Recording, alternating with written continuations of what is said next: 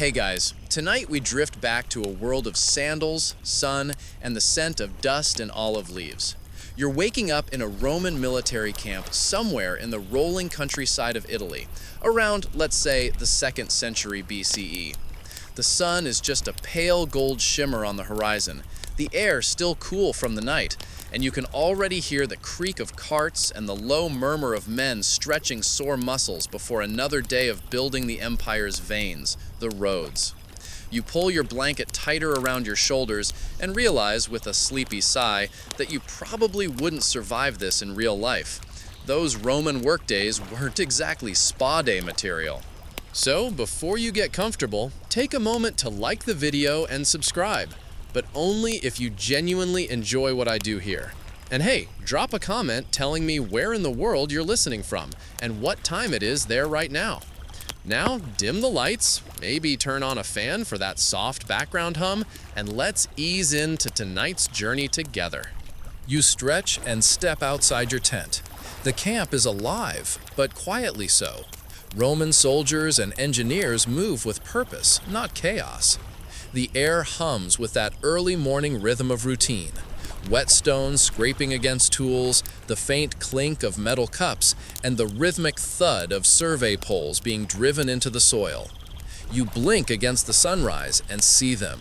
The agrimensores, or Roman surveyors, unrolling cords, sighting along long wooden staffs, muttering distances to one another like priests reciting sacred formulas. The Romans treated road building almost like a religious act. It wasn't just about getting from point A to point B. It was about connecting the empire, binding its far-flung provinces together so that orders, soldiers, and taxes could flow as smoothly as olive oil. A well-built road meant Rome could breathe. And so, every new stretch began with ceremony, precision, and a touch of superstition. You walk toward a pair of engineers fussing over a long bronze instrument, a groma. It looks deceptively simple, a vertical pole with cross arms and plumb lines dangling from each end. The groma was their secret weapon, the key to those astonishingly straight Roman roads. You watch one surveyor line up the strings against a distant ridge, while another marks a line with white chalk on the ground. The air smells faintly of chalk dust and pine sap. The goal today, to plot the first line of what will become a stretch of the Via Consularis, a consul's road, meant to connect this military outpost to the coast. The land ahead is uneven, dotted with olive trees and small farms, and in the distance you can see a gentle river winding through reeds. It looks peaceful now, but for the Romans, every patch of terrain posed a question. How do we dominate this landscape without destroying it? A centurion nearby gives you a nod, motioning you to follow. You trudge beside him as the line of soldiers begins to move forward in measured steps, following the chalked direction the surveyors just marked. There's a rhythm to it, the crunch of gravel underfoot, the soft flap of linen tunics. You can almost feel the geometry expanding in front of you, each footstep translating into a future milestone. The centurion, a grizzled man with sunburnt cheeks, squints at the horizon and mutters, "Straight as the gods will it." You can't help but smile. Straight was the Roman obsession. They hated meandering roads. Even mountains didn't always convince them to curve. If a hill stood in the way, they'd rather cut through it. Historians still argue whether this stubbornness was purely practical, shorter routes meant faster armies, or whether it was philosophical, a statement that Roman order must triumph over the world's natural chaos. You kneel beside one of the Grommaci, trying to understand his method. He explains, in slow Latin that you somehow understand, how they align their sight lines with distant posts, sometimes miles apart. The goal is a path that feels inevitable, as if it had always been there. You watch him adjust his instrument, waiting for the plumb lines to still.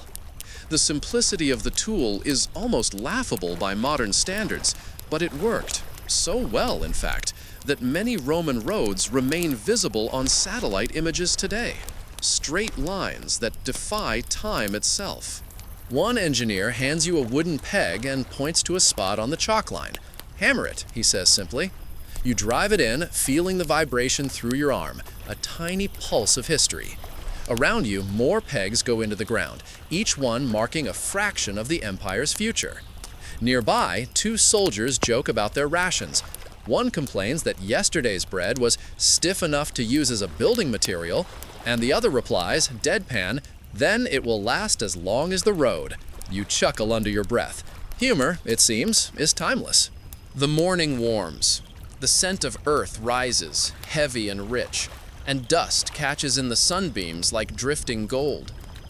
You take a sip from a clay cup, lukewarm water, metallic and flat, and watch as the line of surveyors continue into the distance. Occasionally they pause, argue, gesture with their rods, then realign. The debates can get heated. A historian once wrote that Roman surveyors were half scientist, half theologian, and wholly stubborn. You can see why. Even a few inches off course could ripple miles down the line. Someone calls for the chorobates, a wooden leveling frame with a little trough of water along the top. It's used to check elevation. The engineer pours in water from a skin, then crouches to sight along the frame. The surface ripples gently, reflecting the blue sky. "Flat," he murmurs, "perfect." You get the sense that, to him, perfect isn't about vanity. It's about control, about the Roman way of imposing order on a world of randomness. Still, not everyone agreed that straight was always best. Some Roman planners preferred following existing trails or contours, especially in hilly regions. Others scoffed at that, calling it the lazy man's road. Historians still argue whether the famed straightness of Roman roads was exaggerated by later writers. After all, a line that looks straight on a map might have hidden gentle curves, invisible to the eye, but necessary for drainage or terrain. The truth, as usual, lies somewhere between pride and practicality. By midday, the sun blazes overhead. You've walked miles already, and the chalk line now stretches across open farmland, dotted with markers like stitches in a giant quilt. Farmers pause in their fields to watch. Some wave, others scowl. They know that once the road comes through, their quiet world will never be quite the same. Roads bring trade, soldiers, taxes, gossip, and trouble. You wipe sweat from your forehead. The ground beneath your sandals is warm, the dust clinging to your calves. In the distance, a column of soldiers is already assembling supplies: axes, spades, ropes, and baskets. Tomorrow, this serene field will become a construction site. But for now, it's still just lines and dreams. You glance back at the path behind you. The pegs catch the sunlight in a neat line that seems to stretch forever. The Romans might not have known about satellites or maps, but they knew something deeper: the power of a straight line to make the world feel smaller, more connected, more conquered. As dusk begins to fall, the surveyors pack up their instruments, rolling their measuring ropes with reverent care. You can hear the low hum of evening insects rising from the grass. Someone lights a small campfire, and the scent of smoke curls into the cooling air. The men laugh quietly, tired but satisfied. Tomorrow, they'll start marking the full route. Then, the digging will begin. For tonight, though, the line is drawn. The Empire's next artery traced into the earth by chalk, sweat, and stubborn human will. You sit by the fire, watching sparks drift upward. Somewhere beyond the horizon, Rome itself sleeps, unaware that its empire just grew by a few more measured steps. The stars shimmer faintly above the dark hills, and you realize the Romans probably looked at these same constellations while aligning their roads. A quiet continuity. The geometry of the sky guiding the geometry of the earth. And as the firelight fades, you feel the hum of history under your fingertips. The first faint heartbeat of a Roman road, waiting to be born.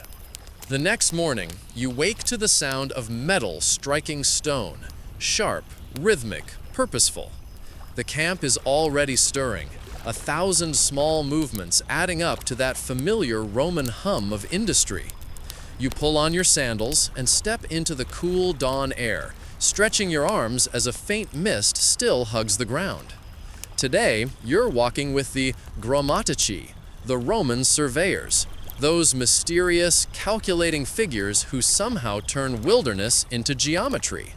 The horizon glows pale gold, and you can just make out the slender forms of the survey team moving ahead, their staffs and rods glinting in the light.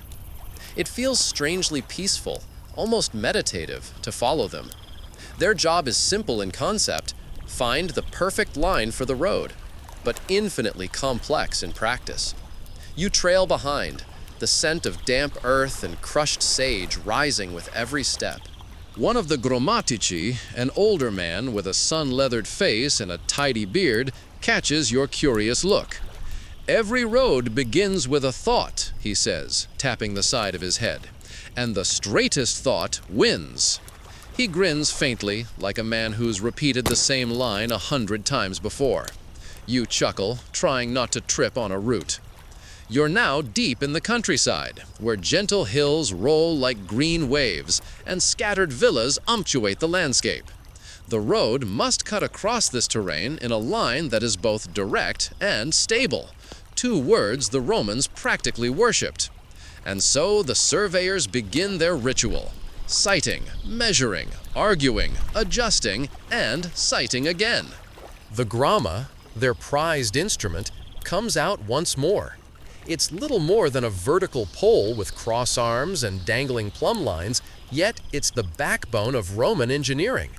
The surveyor sets it carefully on a flat patch of earth, aligning one arm toward the previous marker peg, then peers down the opposite side to sight the next. You stand quietly, the strings trembling in the faint breeze. "The line must obey the heavens," he murmurs. "Even the emperor can't argue with gravity." You follow the line he points to. It stretches over a low rise, across a narrow stream, and disappears into a cluster of trees.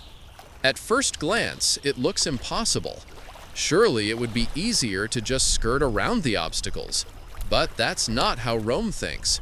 Rome doesn't bend to the land. It compels the land to bend to Rome. Of course, not everyone agreed with this philosophy. Some Roman writers, especially the more practical military engineers, occasionally argued for routes that followed natural contours. A curving road could be faster to build and easier to maintain. But others, the purists, insisted that the road must be as straight as a javelin in flight. Historians still argue whether this obsession came from military necessity or sheer ego. You can imagine the debates. One engineer pleading for a gentler slope, the other declaring, "A Roman road must not look like a snake." The surveyors begin to mark their line. You're handed a bundle of short wooden stakes, each tied with a strip of white cloth. As they sight through the gramma, they call out positions, and you jog ahead to drive a stake into the earth wherever the plumb line directs. Each one catches the light like a star on the ground, a constellation of intent stretching toward the horizon. You pause for a moment, kneeling beside one of your markers. The soil is rich and dark here, full of small stones and dry roots.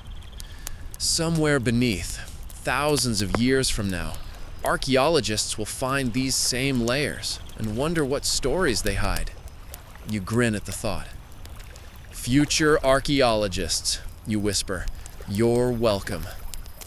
One of the assistants laughs. "Talking to the dirt again?" he asks. You shrug. "It listens better than people." That earns a snort of agreement. Even in the Roman age, sarcasm is alive and well. By mid-morning, the mist has burned away. The sun climbs higher, lighting up the fields of wheat and the distant silver shimmer of olive trees. From this vantage, the line of stakes looks impossibly straight. You take a few steps back, squinting down the route. It's like an arrow stretching through the countryside, disappearing into hazy distance. You can almost feel how this road will one day hum with the footsteps of merchants, legions, messengers, and lovers sneaking home before dawn. The chief surveyor calls for silence. He's kneeling with a wax tablet, sketching quick notes about distances and elevation. His assistant holds up a staff marked with small notches, a Roman measuring rod called a decempeda, literally 10 feet long. You watch as they align the rods end to end, marking progress across the uneven ground. It's a slow, patient process, each measurement feeding into a map only they can fully read. For a moment, you imagine yourself in their sandals, tracing invisible lines through forests, deserts, and mountains, knowing that one mistake could throw the entire road off balance. It's almost poetic, the empire's power depending on a few inches of careful math. Then again, sometimes even Rome cheated. When terrain became too unpredictable, they used smoke signals from high points to align sections of road miles apart. A soldier would climb a hill, light a small fire, and another, far away, would respond in kind. The Gromataci would then adjust their line based on those beacons, connecting dots of flame across the land. It's a clever trick, though historians still argue how often it was actually used versus how often later writers bragged about it. Either way, it sounds dramatic, and you can't help picturing Rome as a network of tiny fires marking the empire's pulse at night. The team pauses by a shallow stream. The line they've plotted cuts straight through it. You expect them to reconsider, but instead, they start debating how wide the bridge should be. The word detour doesn't exist in their vocabulary. One man sketches a quick plan in the sand, a row of stone arches, narrow and elegant. You catch only fragments of their talk: foundation depth, arch span, drainage. To them, it's just another problem to solve before lunch. Nearby, a group of soldiers rest their shields against a tree, watching the engineers with mild amusement. "These surveyors," one mutters, "they spend all day staring at strings and pebbles." His friend replies, "Yes, and then we march on their pebbles for the next 10 years. Both laugh. You smile, realizing the truth of it. This quiet, precise work is what lets Rome move its armies faster than anyone else in history. You step aside to tie your sandal and notice something odd in the dirt, a small, perfectly round fossil embedded in a rock, some ancient sea creature frozen in time. You turn it over thoughtfully. "This place used to be underwater," you murmur.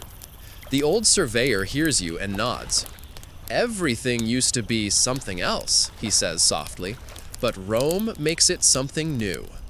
That's the empire in a sentence, isn't it? Transformation through stone and willpower.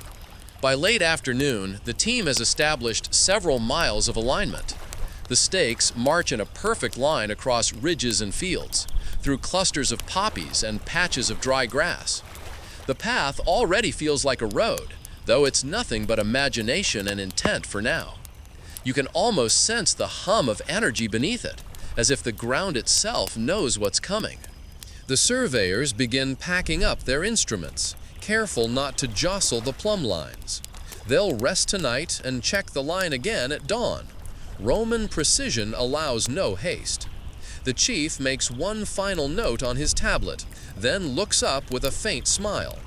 "A straight path today," he says, "means fewer curses tomorrow." You're not entirely sure if he means construction curses or divine ones, but you nod all the same. As you head back toward camp, the sun dips low, turning the landscape golden and sleepy. You glance over your shoulder one last time at the perfect line of stakes glowing in the fading light. The scene is so serene, it's easy to forget that this quiet act of measuring and marking is what built an empire. Somewhere far to the west, another team is probably doing the same thing, measuring, arguing, dreaming. Every Roman road begins like this, with a few men, a few sticks, and a belief that the world can be ordered. As twilight deepens, you feel a faint breeze brushing your hair, carrying the scent of warm dust and distant fires. The stars begin to appear, Steady, silent, ancient. You realize the surveyor's work isn't done for the night. They'll use those same stars to check their alignment, reading constellations as if they were divine blueprints. Rome's roads, it seems, are built not only on stone, but on starlight. Dawn creeps in again, pink and gentle, brushing over the half-built camp. The smell of dew and wood smoke hangs low, and you wake to the soft sounds of hammers tapping. Steady, patient, like someone whispering in Morse code. Today's task feels heavier, more deliberate. The surveyors have done their work, the perfect line has been chosen, and now the builders must mark the path for real. What was once an idea, chalk dust, stakes, and geometry, will start becoming something you can touch. You follow the murmuring line of soldiers and slaves as they move toward the horizon, carrying bundles of stakes, coils of rope, and baskets filled with chalk and lime.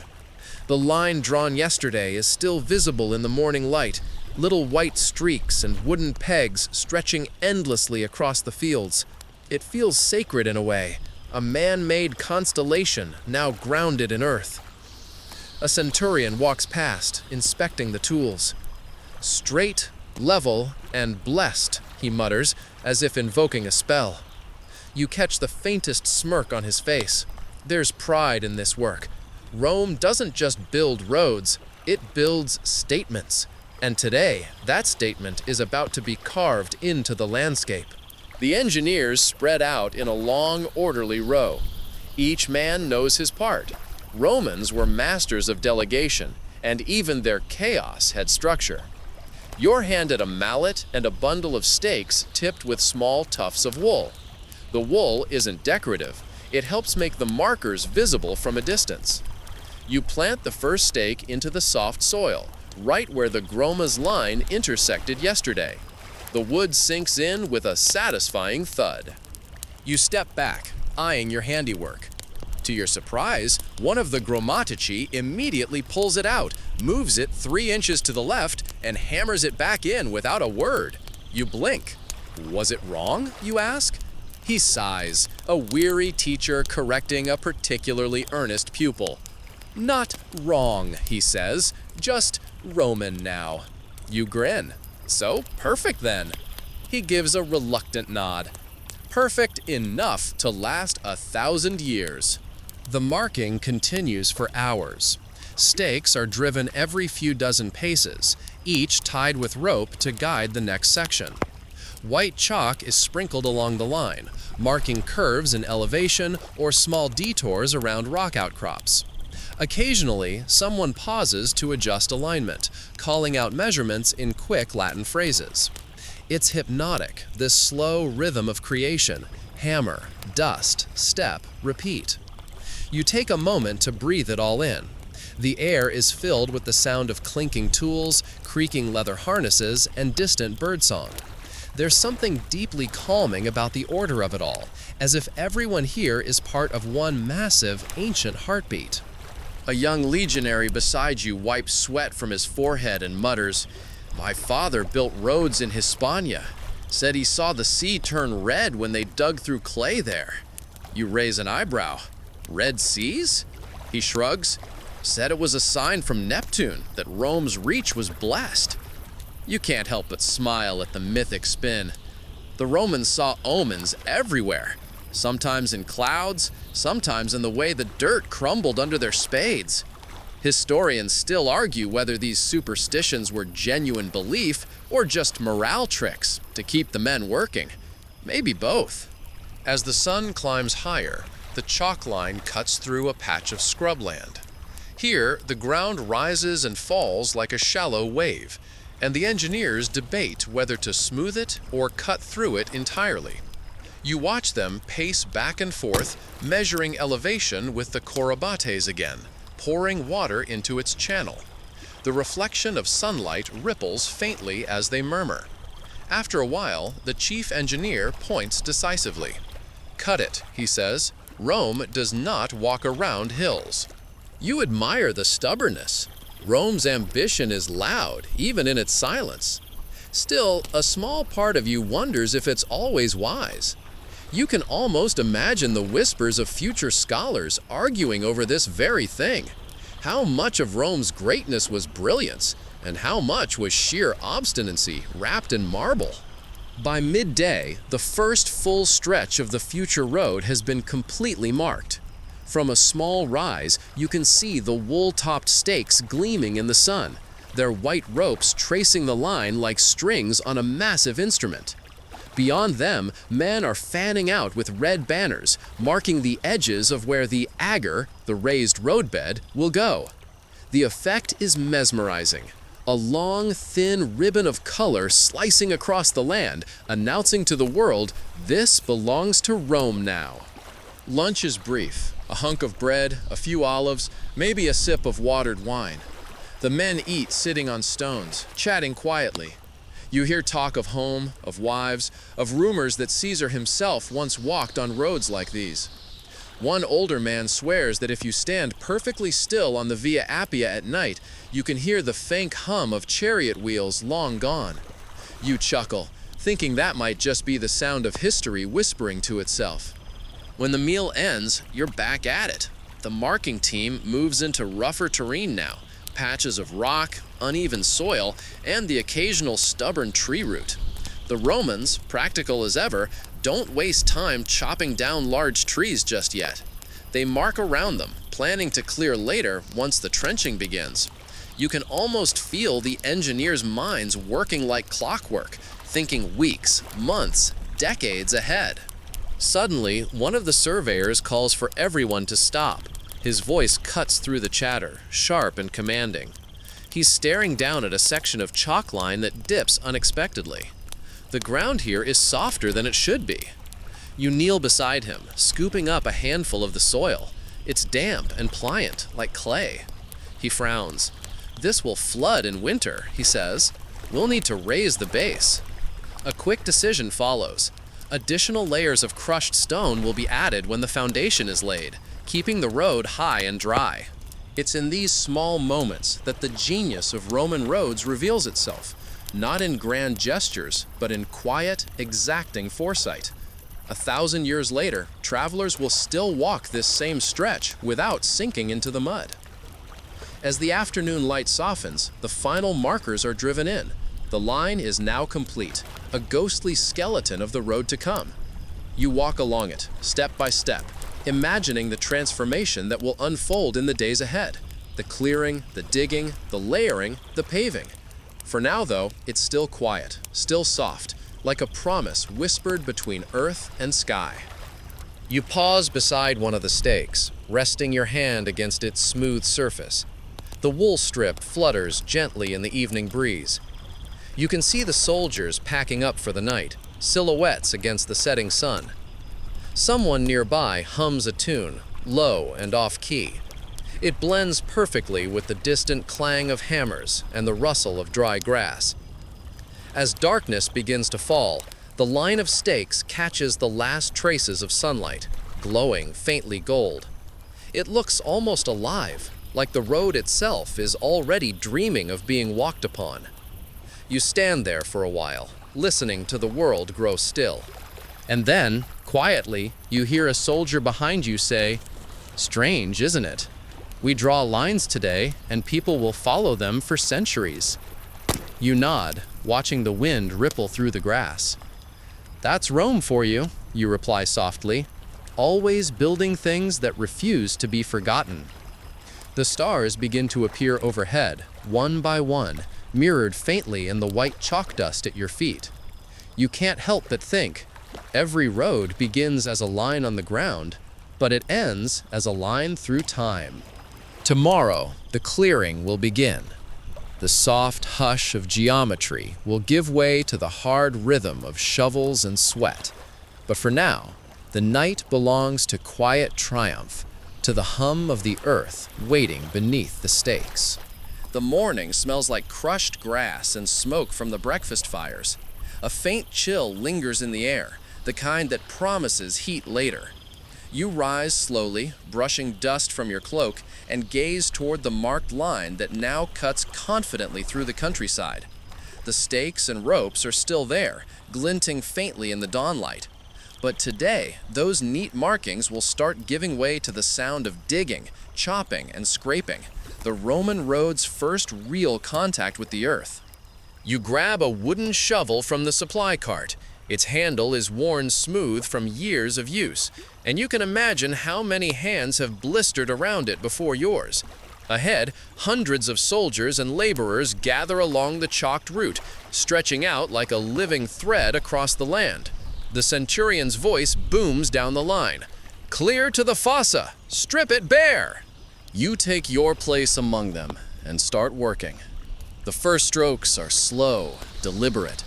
Dry grass pulls up with a hiss, roots snapping one by one. The soil gives off that sweet, mineral smell of life disturbed. You can feel the warmth building in your muscles already. Around you, the steady rhythm of picks and shovels merges into a kind of music, the empire's favorite symphony, the sound of work. Clearing the ground is the first act of Roman conquest. Before the stones and the mortar, before the milestones and the arches, comes this: men bending to the soil, stripping away what nature built. It's humbling in a strange way. The olive trees, the tall grasses, even the small wildflowers, everything must go. Rome doesn't share space easily.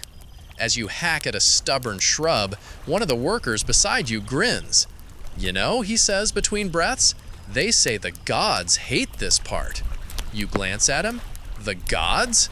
He nods, mock serious.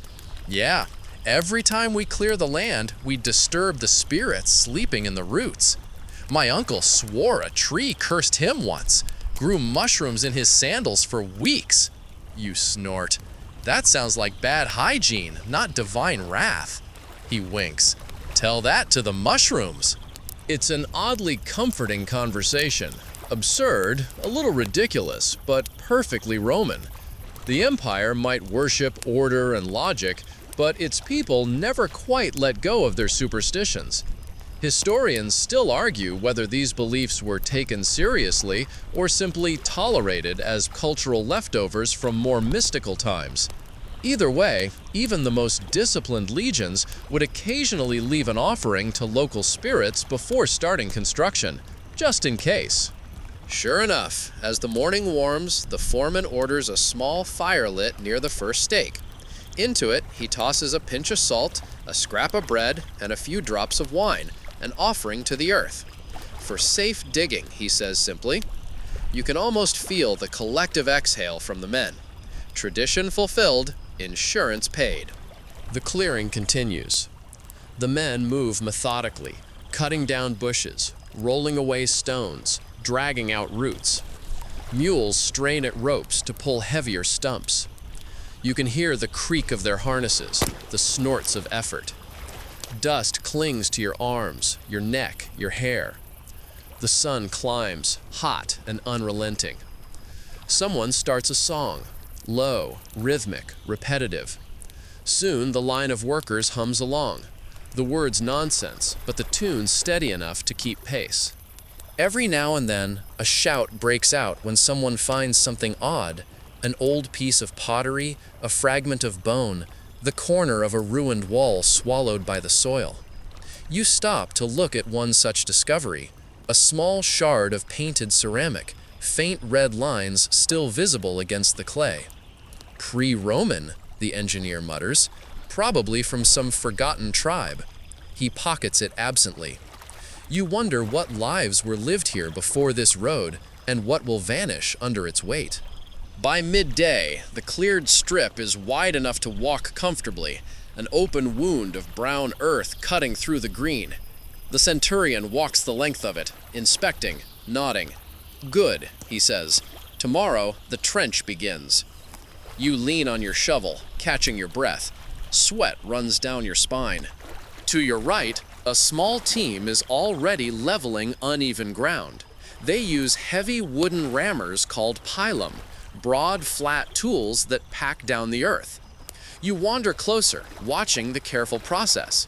One man sprinkles water to soften the dust. Another swings the rammer in rhythmic thuds, compressing the soil until it's as hard as stone. The Romans loved level surfaces. A tilted road could mean disaster, water pooling, stones slipping, carts overturning. Level ground meant predictability. The engineer beside you explains, "We build the road like we build the empire, layer by layer, clean and tight." He gestures toward the flattened earth. This is where permanence begins. You nod, feeling a quiet awe. There's something deeply meditative about the work. Tedious, yes, but also grounding. Every stroke of the shovel, every stomp of the rammer feels like an act of connection. You're literally shaping the skin of the world. Still, not everything goes smoothly. A few men grumble about rocks too large to move, about stubborn roots, about insects that bite ankles mercilessly. One soldier, after tripping over a stone, swears that the earth itself is fighting back. "Maybe your cursed mushrooms are spreading," someone jokes. The laughter is tired, but genuine. Even in exhaustion, the Romans find humor. As the afternoon drifts toward evening, you begin to see the transformation. What was once uneven pasture now looks like a great brown ribbon, straight, flat, and deliberate. The old shrubs lie in smoky piles at the edges, slowly burning down. The smell of pine and resin drifts through the air. It's oddly beautiful, even if a little sad. A historian might call this the empire's paradox, destruction in the name of permanence. The Romans cleared forests, drained swamps, and level hills, all to create something they called civilization. Yet in doing so, they erased just as much as they built. Historians still argue whether their roads were a blessing or a slow form of conquest disguised as progress. As the last of the workers return to camp, you linger behind, walking the full length of the cleared path. The soil is still warm from the day's sun. You kneel, pressing your palm against it. There's a faint vibration, or maybe just imagination, the sense of movement yet to come. You picture the future, chariots rumbling, traders laughing, sandals scuffing, rain pattering on stone. Centuries compressed into this single stretch of earth. A light breeze stirs the ash from a dying fire, carrying it across the open ground. The sky above deepens into rose and amber, the kind of color you only get when dust and sunlight mix perfectly. You realize how silent it's become. No tools, no shouting, just the soft hum of evening insects and the faint crackle of embers. You sit for a moment, letting the calm sink in. Tomorrow, the digging begins in earnest. The fossa, the great trench that will anchor the road. But tonight, the air is still, and the world feels balanced between creation and rest. As the last light fades, you hear a soldier's voice behind you. "Strange," he says, "how it already looks like a road, even without stone." You smile faintly. "That's the secret," you reply. "It begins in the mind long before it reaches the ground." The man nods thoughtfully, then gestures toward the campfires flickering in the distance. "Come on, philosopher, there's stew tonight, and if you wait too long, it turns into cement." You laugh softly and follow him back through the twilight, leaving behind the faint shimmer of freshly turned earth, a promise written in dust. Morning again, and the smell of damp soil hangs thick in the air. The dew hasn't yet lifted, and the ground feels cool under your boots. The line of the future road stretches out before you, cleared, leveled, and waiting. Today, it begins to sink into the earth. Today, you start digging the trench, the fossa, as the Romans call it, the backbone of every great road in the empire. You grip your shovel again, its wooden handle still dusty from yesterday. The centurion paces the line, gesturing with his vine staff. 2 feet deep where it's dry, 3 where it's soft, straight edges, no shortcuts. His voice carries over the low murmur of soldiers and laborers gathering their tools. When he signals, the first shovelfuls of earth fly. You join the rhythm. Dig, lift, toss. The sound becomes hypnotic after a while. Iron scraping dirt, The dull thud of soil hitting piles, the occasional grunt when someone hits a root. You fall into the kind of trance that comes with repetitive work, your mind wandering while your body keeps going.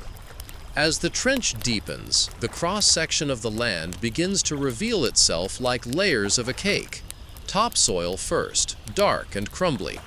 Beneath that, a firmer clay streaked with veins of stone. The Roman engineer nearby nods approvingly as he inspects the cut. "Solid base," he murmurs, "this will hold." You wonder how many times he's said those exact words on other roads, other continents. Each section of the trench has to be exact, width, depth, and gradient carefully measured. A road that dips too sharply might flood in rain, and one that rises unevenly could strain carts and break axles. Precision matters. Rome doesn't do sloppy. You can feel that philosophy pressing down on you like the midday sun. By mid-morning, the trench is taking shape, a long, neat groove stretching as far as you can see. The soil piles on either side like ramparts. A group of men with long poles walks along, checking measurements with cords and leveling instruments. Every few minutes, one calls out, "Too shallow here, dig another palm," or "Drop the right side." The line adjusts like a single living organism, bending to the will of geometry. It's hard not to admire the sheer coordination. Thousands of men, all moving in sync, each knowing his role. Some dig, some measure, some carry soil away on baskets. Even the mules seem to understand their purpose, plodding patiently with their loads. Somewhere, an overseer hums an old marching tune. The tempo fits perfectly with the swing of the shovels. You pause to rest, leaning on your shovel, and glance at a nearby worker who's grumbling about the depth. "Why dig so deep?" he mutters. "The surface looked fine to me." You smile and reply, "Because Rome hates surprises." He frowns. You gesture toward the trench.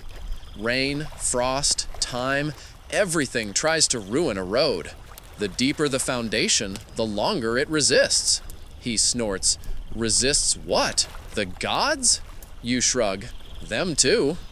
He laughs, shaking his head, but keeps digging. There's always that fine balance between Roman pragmatism and old world superstition. Historians still argue whether Roman engineers truly understood drainage science or just learned by brutal trial and error. Either way, the results speak for themselves.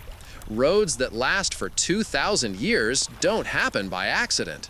As the trench grows deeper, you start to notice the color of the soil changing. Pale clay in one stretch, reddish earth in another.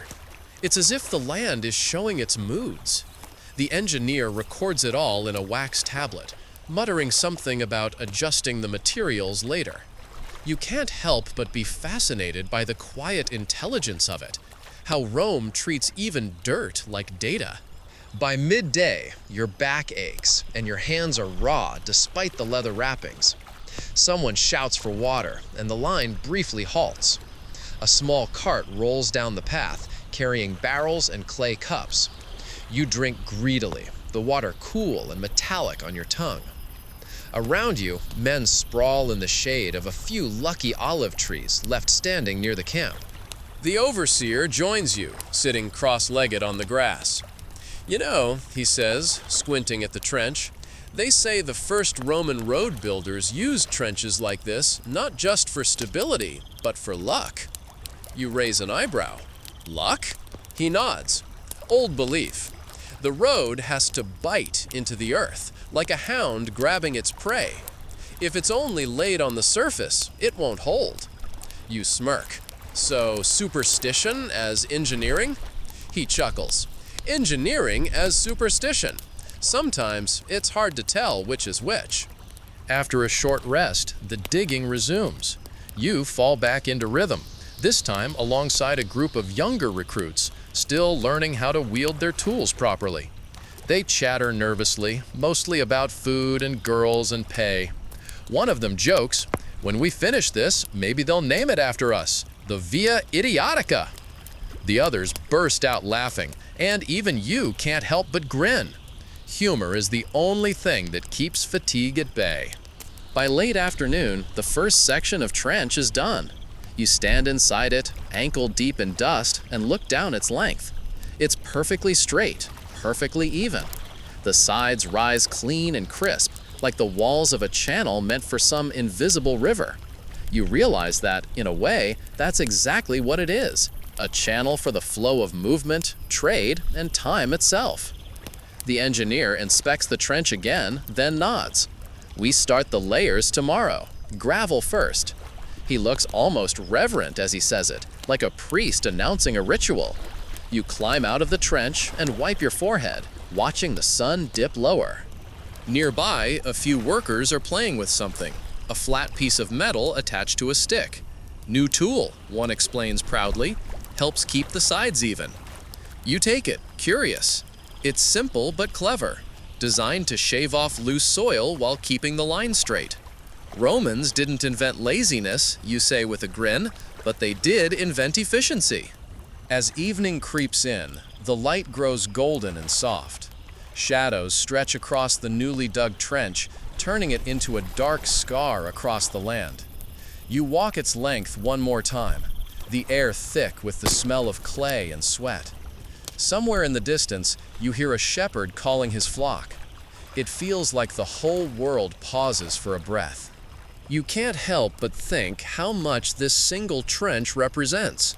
It's not just the start of a road, it's the start of connection. Villages that once felt isolated will someday see merchants and travelers passing by. Messages from Rome will reach them in days instead of weeks. The empire will stretch its fingers further, and each finger will follow a line just like this one. Historians still debate whether the Romans built roads primarily for trade or for military control. Maybe it was both. Maybe they understood that control and commerce walk hand in hand. As you stand there, watching the sun melt behind the hills, it's hard not to admire their ambition. They weren't just building paths, they were building permanence. Night falls quickly. Torches flicker along the trench, marking it like a glowing scar. You head back to camp, muscles heavy, but heart strangely light. There's satisfaction in work that lasts. The sound of laughter and clinking bowls greets you as you approach the fire. Someone passes you a plate of stew, and you sit among the others, watching sparks drift up into the night sky. Above, the stars shimmer, tiny points of light, ancient and unchanging. You imagine how many other road builders have looked up at the same sky, in other provinces, on other nights. You feel, for a moment, connected across time, to them, to the empire, to the endless road still waiting to be born. Tomorrow, you'll fill this trench with stone and sand, turning it from a hollow scar into a spine of strength. But tonight, it rests, just as you do, ready for the next layer of history. The morning starts slow and quiet, the kind of silence that always comes before a day of noise. Mist curls low across the earth, turning the newly dug trench into a ghostly river. You can barely see its edges until the sun begins to lift, burning gold through the haze. Around you, the camp stirs awake.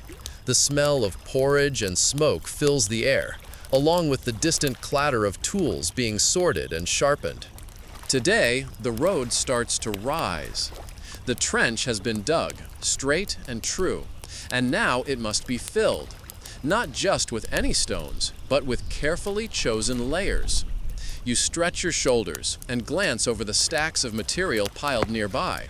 Rough stones, gravel, crushed chalk, sand. Each will play its part in the Roman masterpiece known as the Via Strata, literally the layered way. A grizzled foreman strides down the line, his sandals crunching on the dry ground. "All right, lads," he calls out. "No art without foundation. Start the statumen." He gestures to the heaps of large stones, some flat, some jagged. These will form the bottom layer, the bones of the road. You pick up a chunk of limestone, roughly the size of your head. It's heavy and cool in your hands. One by one, the men begin tossing stones into the trench. The thuds echo like slow drum beats. The bitumen layer doesn't have to be beautiful, it just needs to be strong. The rocks interlock naturally, leaving gaps for drainage. It's hard, repetitive work, but there's a strange rhythm to it, almost soothing if you let it be. A young recruit beside you grumbles as he tries to wrestle a particularly awkward boulder into place. "You'd think we were building a wall," he mutters. You smile. "In a way, we are, just one that lies down instead of standing up." He laughs weakly. "Then maybe it's smarter than we are." You chuckle, the sound lost amid the clatter of stones. The sun climbs higher, and soon the trench is filled to a third of its depth. The engineer walks along, watching how the rocks settle. "Tighten that gap," he says to one group. "Angle that stone for drainage." His attention to detail borders on obsession, but that's how Roman roads endure centuries of storms and traffic. Historians still argue whether the bitumen was always necessary. Some evidence suggests that in soft soils, the Romans skipped it entirely, using timber foundations instead. But here, the ground is firm, and the stones feel eternal beneath your boots. Once the first layer is complete, the foreman signals again. "Bring the rudis!" The rudis is a mix of gravel, small stones, and lime, rough but purposeful. It's poured over the bitumen, filling the gaps and locking everything together. You grab a shovel and start spreading it, the material hissing softly as it slides into place. Then come the rammers, heavy wooden mallets swung in unison, packing the mixture down with rhythmic thuds. Thud, pause, thud. Each strike vibrates through the soles of your feet. You can feel the road tightening beneath you, becoming something more than loose matter, something alive. It's strange how satisfying it is to watch chaos turn into order, layer by layer. The engineer walks past again, murmuring to his assistant. "The rudis should be about 9 inches thick, then the nucleus, then the summum dorsum." The assistant nods, scribbling notes on his wax tablet. You can tell this man has built more roads than he's crossed. The next layer, the nucleus, is finer still. Crushed limestone and sand mixed with water to form something like a primitive concrete. The Romans were masters of mixtures. Their concrete has outlasted empires. Their recipes both practical and almost mystical. Historians still argue over the exact ratios. Some say it was volcanic ash that made it so durable. Others point to the lime reacting with seawater. Whatever the truth, the result was remarkable. You kneel beside the trench, scooping up a handful of the mixture. It's cool and gritty, like wet flour. As it spreads across the rudis, you smooth it with a wooden board, watching it level itself naturally. The surface gleams faintly in the light, like fresh clay after rain. A centurion passes by, inspecting the work. "Smooth, but not slick," he warns. "We're building for sandals, not skates." You grin at the mental image of Roman soldiers sliding down the road like clumsy ice dancers. The centurion doesn't seem amused, but the man next to you muffles a laugh. Around midday, the road starts to take on its familiar shape. The layers rise slowly but surely, the trench filling with purpose. The nucleus settles beautifully, and the workers begin placing the top layer, the summum dorsum, or highest ridge. These are the large paving stones, carefully cut to fit together like a puzzle. They're heavy, awkward, and slightly convex so that rainwater runs off to the sides. You help guide one into place, the stone's edge scraping against its neighbor with a sharp hiss. Once aligned, another worker taps it gently with a mallet, making sure it sits just right. The surface looks uneven now, but as the line continues, the stones begin forming a graceful, continuous arc. It's mesmerizing to watch, a kind of ancient choreography. The cutters shout measurements, the carriers grunt under the load, the foreman calls for adjustments. Each sound blends into a slow, steady symphony of construction. One worker nearby wipes his brow and mutters, "You think anyone will walk this in 100 years?" You look down the stretching line of stone and reply, "In 100, try 1,000." He laughs softly. "You're an optimist." "Maybe," you say, "but Rome builds for forever." The afternoon sun bakes the stones until they're warm under your fingers. You watch as a thin stream of water is poured over them to help the mortar settle. Steam rises briefly, shimmering in the light. For a moment, it looks as if the road is breathing. You take a break, sitting on the edge of the trench and sipping water from a leather flask. Nearby, a pair of older workers argue playfully over which province has the hardest stone. "Gaul's basalt," one insists. "You could sharpen swords on it." The other shakes his head. "Nah, the best stuff's from Britain. Hard as Roman discipline, that one." You smirk. "And about as forgiving, too." The laughter eases the fatigue, but beneath it, there's a shared pride. Every man here knows that what they're building will outlast them. Long after their bones are dust, wagons and travelers will still rumble over this surface. That thought carries its own kind of immortality. As the sun begins to lower, the finished portion of road gleams faintly in the golden light. It looks like a silver snake winding across the land. You walk its length slowly, your boots clicking against the fresh stones. Each step feels deliberate, echoing faintly. You think of how this same sound will someday be heard by merchants, pilgrims, legions, and maybe even children running home from a day's adventure. Historians still debate whether Roman roads were truly as smooth as legend claims. Some say the joints were so tight that a knife couldn't slip between the stones. Others argue that time and weather made the surface far rougher. Either way, standing here now, you understand the principle: permanence through precision. As dusk falls, the last stones are set in place. The workers gather their tools, the air filled with soft chatter and the creak of wooden carts. You linger, running a hand along the road's surface. It's still damp in spots, the edges sharp, the smell of lime and earth strong in your nose. In the fading light, the road glows faintly, like a thread of marble stitched into the fabric of the world. You realize you're looking at something rare, human intention made visible, carved right into the land. Tomorrow, milestones will be set, ditches dug along the sides for drainage, and maybe even the first traveler will pass this way. But for now, you just breathe it in. The stillness, the weight, the quiet hum of something newly born. The foreman passes by, hands on hips. "Good work," he says simply. You nod. There's nothing more to add. The road speaks for itself. You turn toward camp as night creeps in. The stones beneath your feet still warm from the day. Behind you, the first fireflies blink along the finished stretch. Tiny, glowing beacons marking the path Rome carved into eternity. By the time the next morning arrives, the road already feels different beneath your boots, solid, deliberate, and faintly humming with the echo of yesterday's labor. The air smells of lime dust and wet stone, a scent that clings to everything it touches. Around you, the camp stirs again, and you hear the familiar chorus of scraping tools, the shuffle of sandals, and a few low grumbles about sore shoulders. Today isn't about brute strength or laying stones. Today is about precision. The Roman road, though already impressive in its layers, is still unfinished.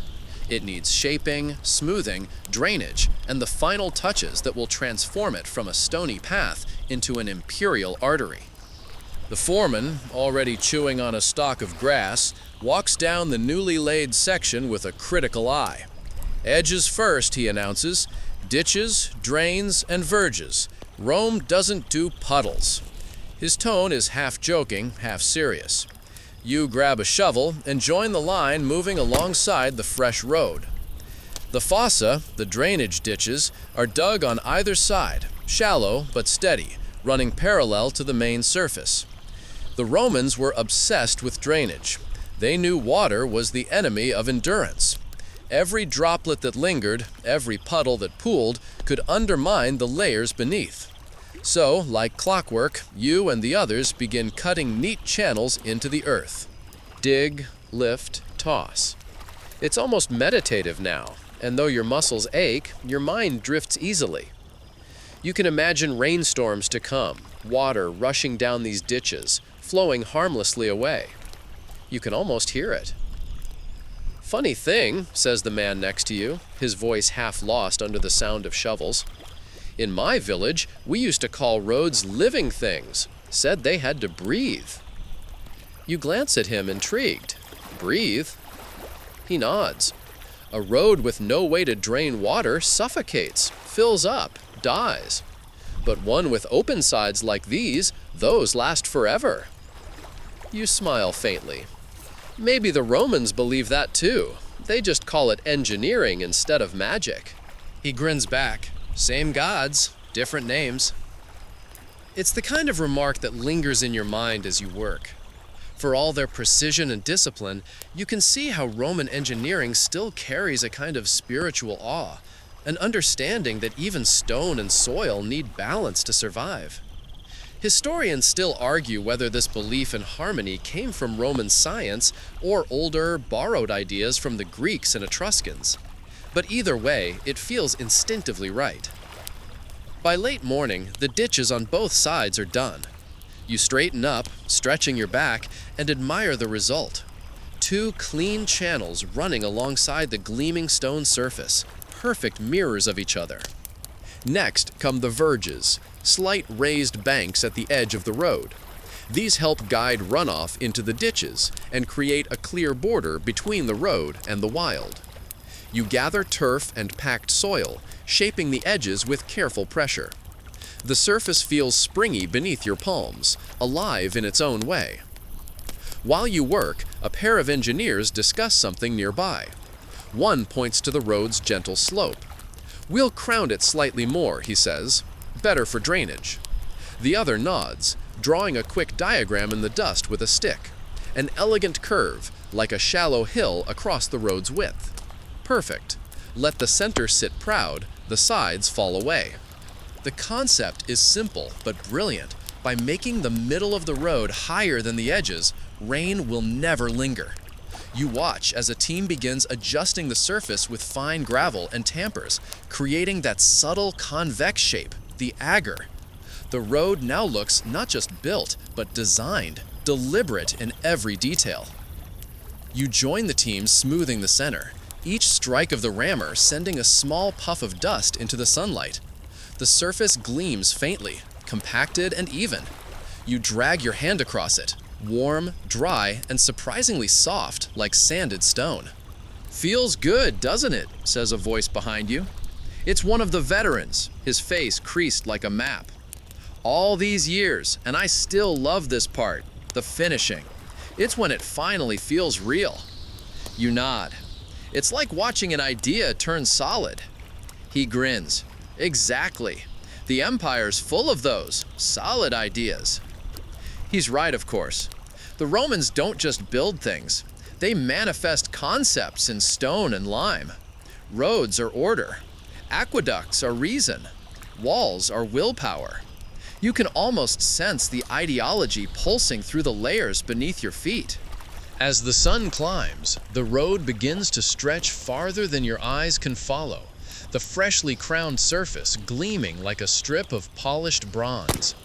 The workers move along it, setting milestones at precise intervals, a Roman mile apart, each one carved from smooth stone.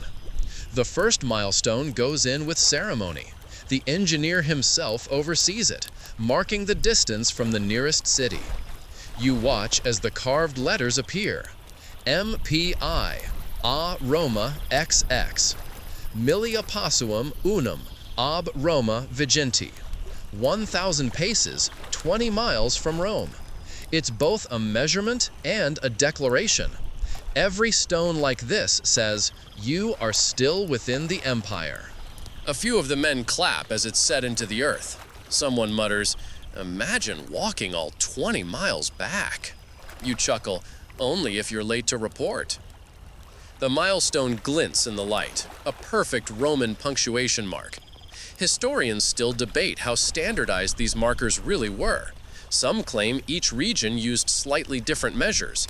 Others argue Rome enforced uniformity with ruthless precision. You like to imagine both are true. Order at the top, improvisation at the edges. Once the milestones are placed, smaller details follow. Along the edges, workers install chippy, short boundary stones that define where the road's jurisdiction begins and ends. Some are plain, others bear inscriptions dedicating the road to an emperor or local governor. You trace one with your finger, reading the faint carving. Via Claudia, edificata sub Tiberio, built under Tiberius. You imagine future travelers running their fingers along the same grooves, perhaps centuries later, long after the empire fades. The thought is strangely comforting, that the road will keep whispering its origin story to anyone who listens closely. By afternoon, the work slows, and the heat presses down like a blanket. You and a few others sit at the edge of the road, feet dangling over the ditch, drinking from your flasks. The road shimmers faintly in the distance, as if floating in the heat haze. "You ever think about where it goes?" one man asks quietly. You shrug. "Everywhere. Nowhere. That's the point." He nods slowly. "Strange, isn't it? You can follow it for days and still feel like you haven't left Rome." You smile. "That's because Rome isn't just a city anymore. It's the road itself." He grins, tilting his head thoughtfully. "Sounds like something Cicero would say." "Yeah," you reply, "but I bet he never had to swing a rammer." The laughter comes easy this time. The air cools slightly as clouds roll in, carrying the promise of evening. You can almost smell rain on the horizon, and for once, you're not worried. You want to see it, to watch the road's new drainage come to life. As dusk falls, the sky finally opens. Fat raindrops splatter against the fresh stones, rolling smoothly toward the ditches in perfect channels.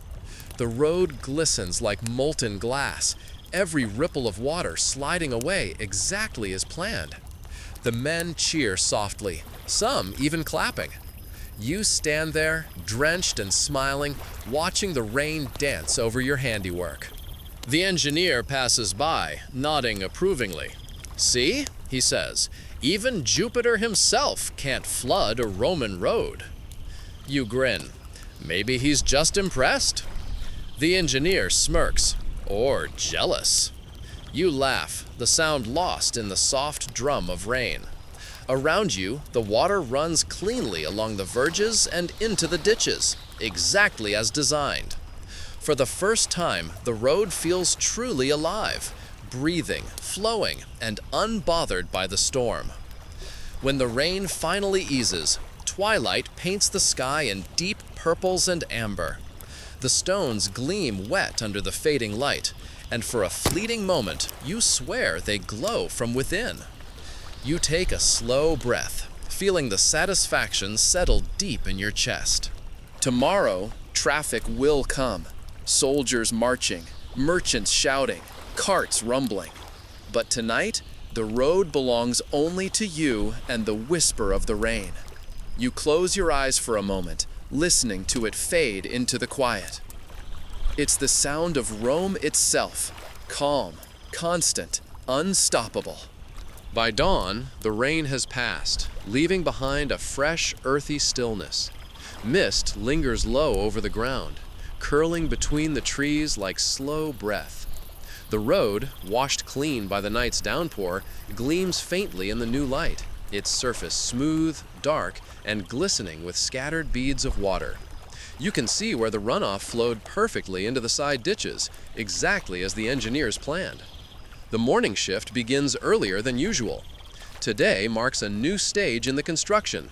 The road is ready to be tested, not just by the eyes of the engineers or the boots of the laborers, but by the empire's very purpose, movement.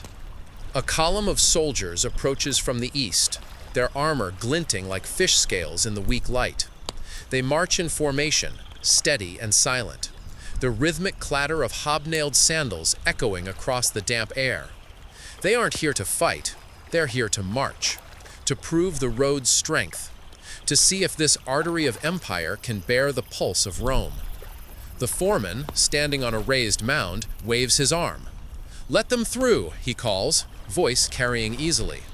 The workers step back, lining the edges, watching.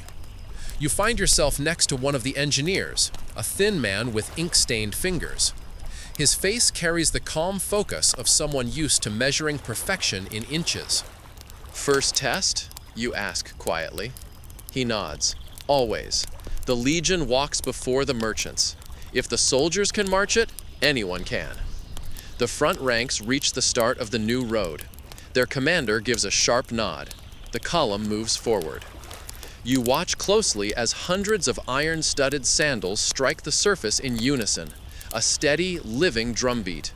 The sound vibrates faintly under your feet, and for a brief, breathless moment, you wonder if the stones will hold. The road doesn't flinch. It absorbs the rhythm, spreading it like a heartbeat. The engineer smiles faintly. "There? You hear that?" You nod. "It sounds like thunder." He chuckles softly. "No, that's Rome walking."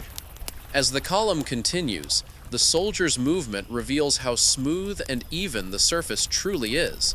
Their pace doesn't falter once. No one stumbles or adjusts for uneven ground. The road's slight crown sends water trickling harmlessly aside, even as fresh dew condenses underfoot. Every detail functions as intended. Behind them, the road remains pristine. No loosened stones, no disturbed gravel. The engineer scribbles notes quickly on a wax tablet, murmuring numbers to himself. You catch words like settlement, load, and resilience. When the last rank passes, a silence settles, broken only by birdsong and the faint gurgle of water in the ditches. Then, from down the road, a cheer rises. The soldiers at the far end lift their spears, triumphant. The road holds. The foreman claps the engineer on the shoulder. "Looks like you've done it again."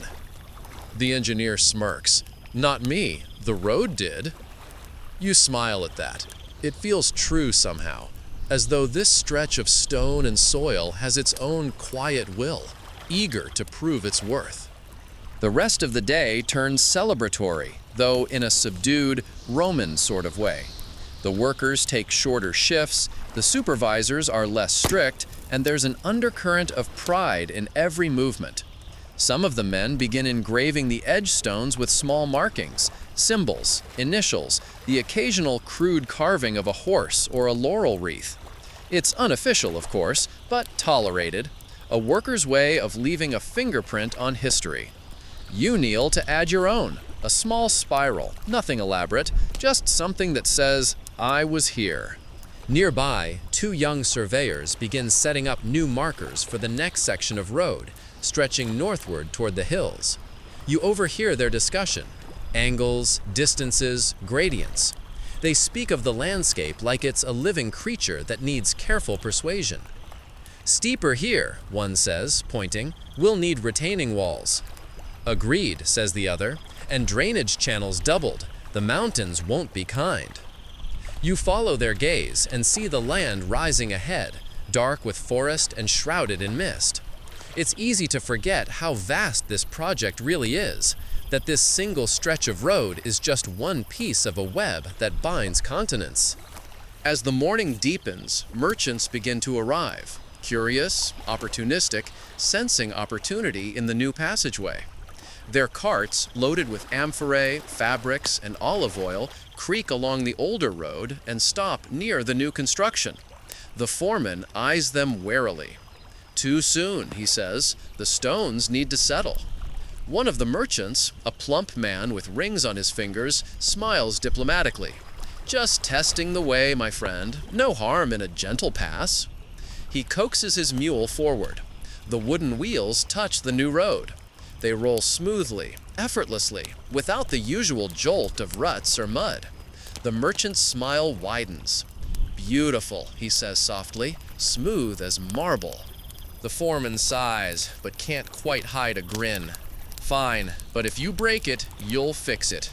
Laughter ripples through the group. Even the engineer allows himself a smile.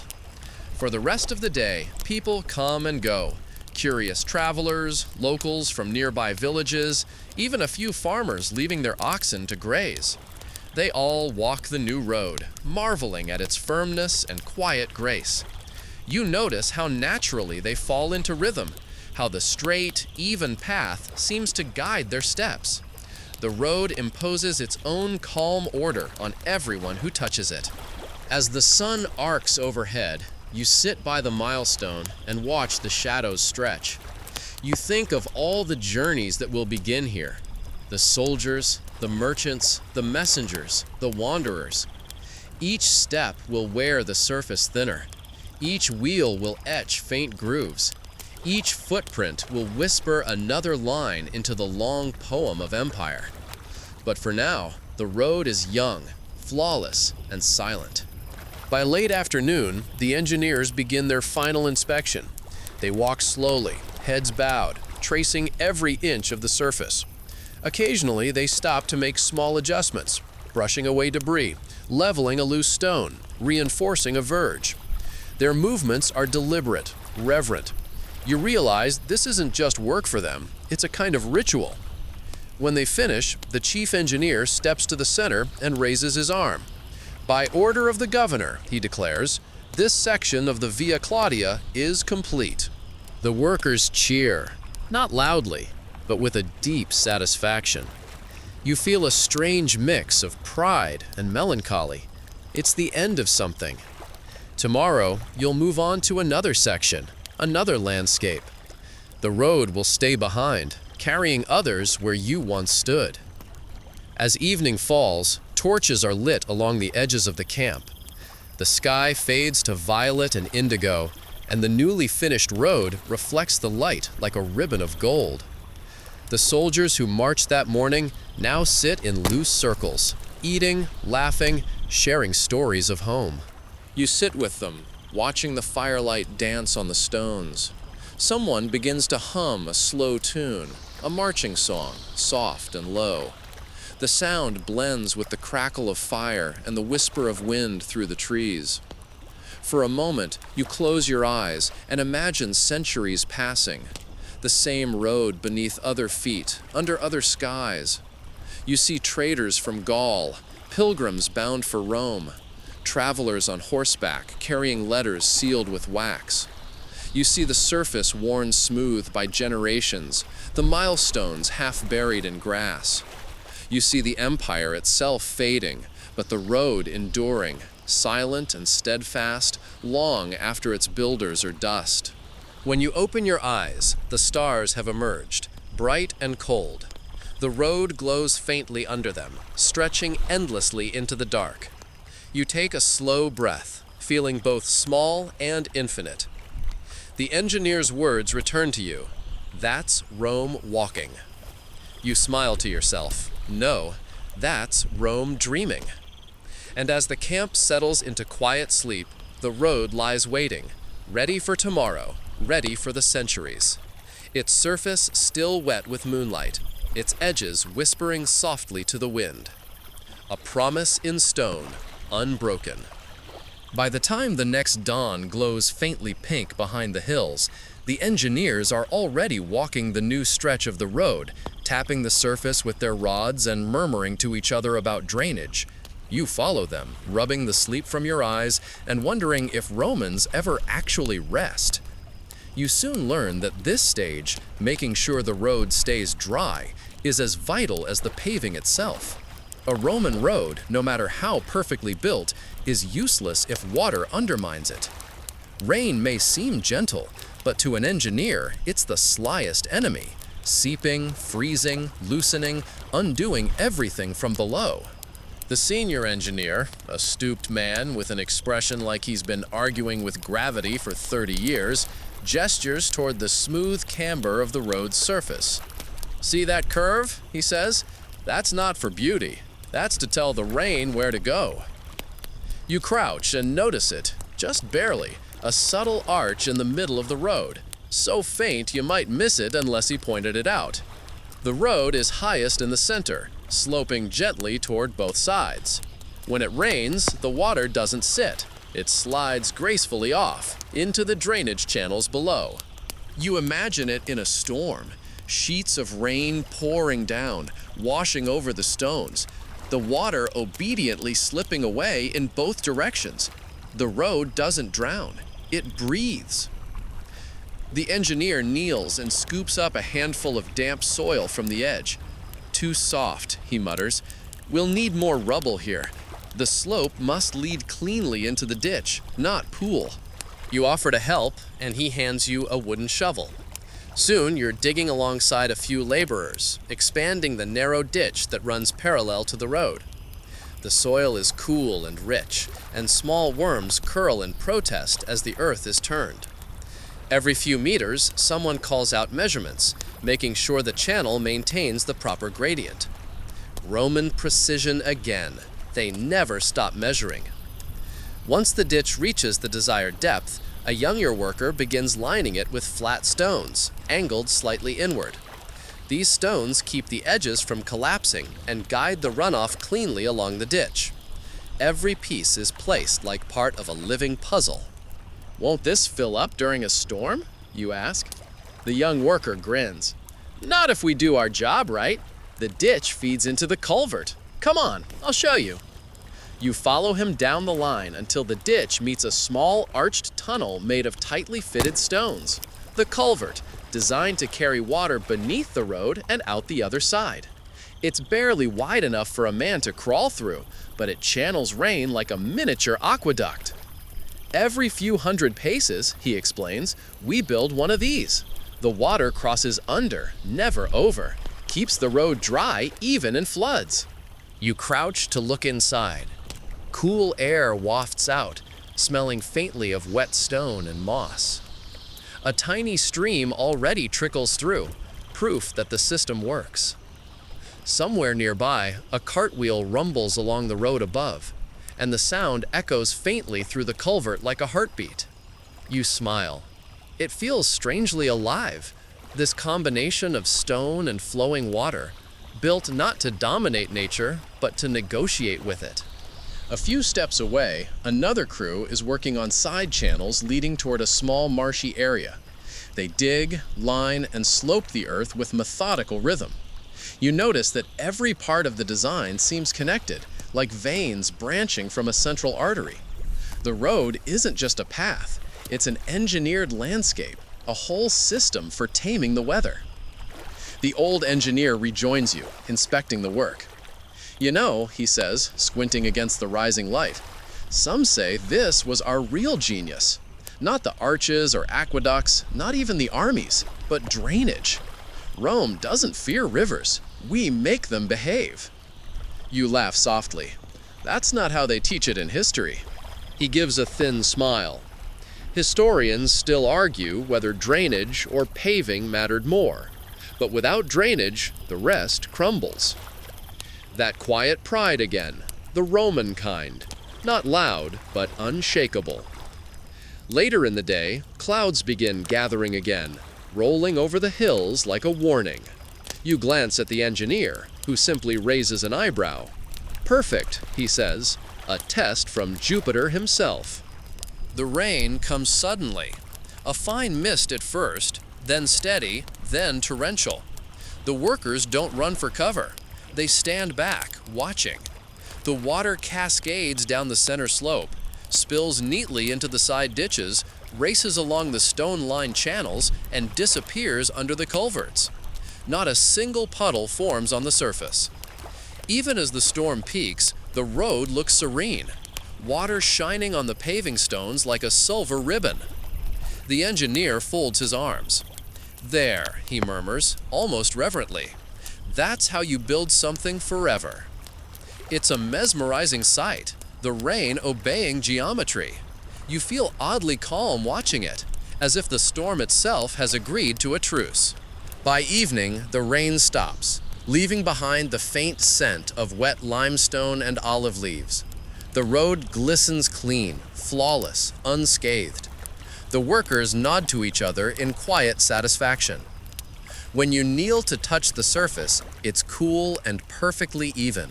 No loose gravel, no erosion, no softening at the edges. Just that same proud firmness, as if it's daring you to find a flaw. Nearby, a couple of locals from the nearby village arrive with baskets of bread and figs.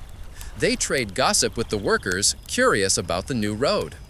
One old farmer taps the pavement with his sandal and says, "My grandchildren will still walk this." The engineer overhears and smiles faintly. "That's the plan," he says. As the villagers leave, a rainbow arcs low across the valley. The road seems to catch the light, reflecting faint gold. You find yourself imagining future storms, centuries from now, pouring over the same stones, the same gentle curves still guiding the rains safely away. You wander down the stretch alone, listening to the quiet trickle of water in the ditches. The sound is soft and rhythmic, like breathing. Every few steps, you pass another culvert, its hidden stream whispering beneath your feet. Somewhere down the line, two soldiers are walking toward camp, their sandals squelching in the damp soil beside the road. One laughs. "You think it'll hold through the winter?" The other shrugs. "It's Roman. It'll hold through eternity." You grin at that. Maybe it's pride, or maybe it's just superstition, but either way, the thought is comforting. By the time you return to camp, the evening fire is already burning. The workers sit around it, eating roasted barley and talking softly. The old engineer joins you, lowering himself onto a log with a groan. He gestures at the fire. "You know, the funny thing about water," he says, "is it always finds the easiest path. So we make the path for it. That's all engineering really is, helping the world go where it wants, just in the right direction." You nod slowly, watching sparks drift up into the night air, like how the road tells travelers where to go. He smiles. "Exactly. We build order into chaos. One stone, one slope, one ditch at a time." The stars begin to appear overhead, faint at first, then clear and cold. You lean back, feeling the warmth of the fire against your face, and think about the balance the Romans mastered. Their roads not defying nature, but working with it. Even the empire's might rested on that simple wisdom. As you close your eyes, the sounds merge into a kind of lullaby. The distant burble of runoff, the soft hiss of the fire, and the faint murmur of men talking. It's easy to imagine the same sounds 1,000 years from now, maybe even 2, still echoing over the stones. And somewhere, in the dark earth beneath, the culverts will keep whispering, carrying water away, just as they were built to do. The road will remain dry. The empire will move on, but the stones will remember the rain. Morning arrives with a pale gold haze, the kind that makes every surface look soft and gentle. The road, freshly tested by rain and sun alike, stretches before you like a promise. Today, the work shifts slightly. It's no longer just about layers or drainage. Today is about alignment, markers, and the subtle art of guiding the eye and the foot. The engineer meets you at the start of the stretch, a wax tablet in one hand, a measuring rod in the other. He squints down the road like a man staring into the future. "We need to check the center line," he says. "Even the smallest deviation can ruin rhythm and flow. Rome does not tolerate crooked paths." You follow him along, the soft gravel crunching underfoot. The Romans had tools for everything: cords, plumb lines, groma devices, and today each will be used.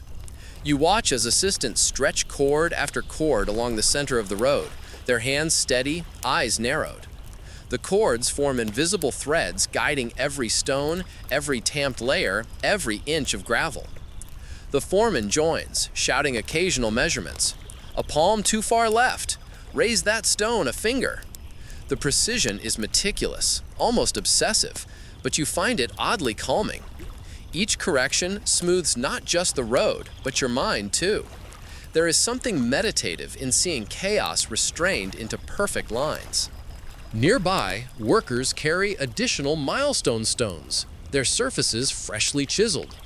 Each will be set at a Roman mile, marked with distances to the nearest town, and sometimes dedicated to an emperor. You follow as they hammer the first into the ground, the stone quivering slightly under the blows. Finally, it stands proud, etched letters catching the sunlight. MPV, Aroma XX, 1,000 paces, 20 miles from Rome. You pause and trace the inscription with your finger. The stone is cold and slightly rough, but solid, permanent. Somehow, it feels like a heartbeat beneath your hand, the road itself declaring, "I am here, I endure." Some workers begin setting boundary markers, called cheepi, along the edges. Short, stout stones, often engraved with symbols or initials, they define the limits of the road and prevent travelers from wandering into soft shoulders. A few of the men add whimsical carvings, tiny horses, flowers, even the occasional crude face. The engineer glances and shrugs. "Leave them," he mutters. "Future generations might appreciate a laugh." Historians still argue how standardized these markers really were. Some claim every province followed exact guidelines. Others suggest regional variations influenced placement and design. Either way, each stone carries intent, a clear message from Rome to the world. Order exists here. After a break, attention turns to camber adjustments. You and a small team use wooden rammers and mallets to refine the slight arch of the road's surface. It's subtle, just a few centimeters higher in the middle than at the edges, but it makes all the difference in guiding water off the surface. As you tamp, the gravel shifts quietly, settling into place. The smell of crushed stone and dust fills your nostrils. Nearby, a young recruit frowns at a stubborn patch. "Why does Rome even care about a few centimeters?" he mutters. You smile. Because a few centimeters here means 100 years later, carts will roll smoothly instead of breaking axles. He shrugs, unconvinced but silent. There's a kind of quiet awe here, a knowledge that the Romans built roads not just for the present, but for generations that haven't yet been born. A small group of merchants arrives along the completed section, eager to test it. Their carts, loaded with barrels of wine and sacks of grain, roll smoothly over the stones. The sound echoes faintly, rhythmic and satisfying. The engineer nods approvingly. Good, no wobble, no washout. The merchants, impressed, chat among themselves. "Imagine Rome without these roads," one says. "We'd be trapped in villages forever." You watch the wheels turn, thinking of all the goods, letters, and news these roads will carry over centuries. Every mile paved, every milestone set, every ditch dug for drainage is a thread in the empire's vast network. By afternoon, you move to inspect the final alignments. Using a groma, a simple surveying tool with plumb lines, you check the straightness of long sections. The tool dips slightly, aligns perfectly with gravity, and gives a faint wobble when the measurement is off. The engineers murmur and adjust, marking points with chalk and digging small corrective trenches where needed. The rhythm of work becomes almost hypnotic. The soft scrape of stone, the tap of mallets, the hum of conversation. You feel a strange serenity in this meticulous, repetitive labor. The road, once a mere trench, now hums with the promise of permanence. As the sun begins its descent, shadows stretch long across the surface. The camber catches the light, highlighting the gentle arch of the road. You pause to rest, hands on your knees, and glance back down the stretch you've helped shape. There's a quiet satisfaction in seeing order imposed upon the earth. How each stone, each ditch, each milestone fits into a larger pattern, invisible yet precise. Nearby, an old worker tells a story of the Via Appia, Rome's first major road. They say it's so straight, he says, that if you ride from one end to the other at night, you can see the moonrise line up with the stones. You smile at the imagery, imagining centuries of travelers walking straight and true under starlit skies. The engineer inspects the final points, nodding to himself. Tomorrow, he says, we'll extend another 100 paces. But today, we've honored the principles. Straight, level, and crowned.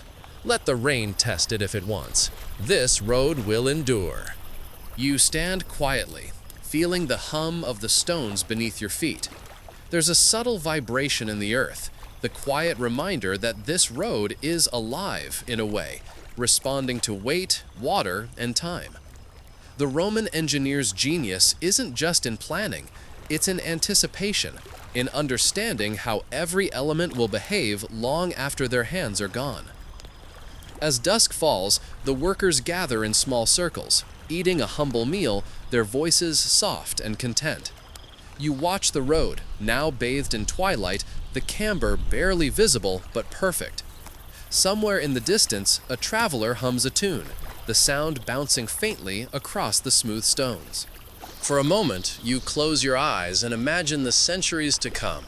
Travelers, carts, letters, and soldiers, hundreds of years of footsteps striking the same stones, each one leaving its mark. You imagine storms, sun, frost, and snow, and yet the road will remain, a living testament to precision, endurance, and the quiet patience of Roman hands. The stars appear, faint and cold, mirrored in the faintly reflective stones. You inhale slowly, letting the calm settle into your chest. Tomorrow will bring more layers, more extensions, but for tonight, the stretch before you feels complete, solid, straight, and waiting patiently for history to walk upon it. The following morning begins with a crisp chill, the kind that makes your breath visible in little clouds and your fingers stiff despite gloves.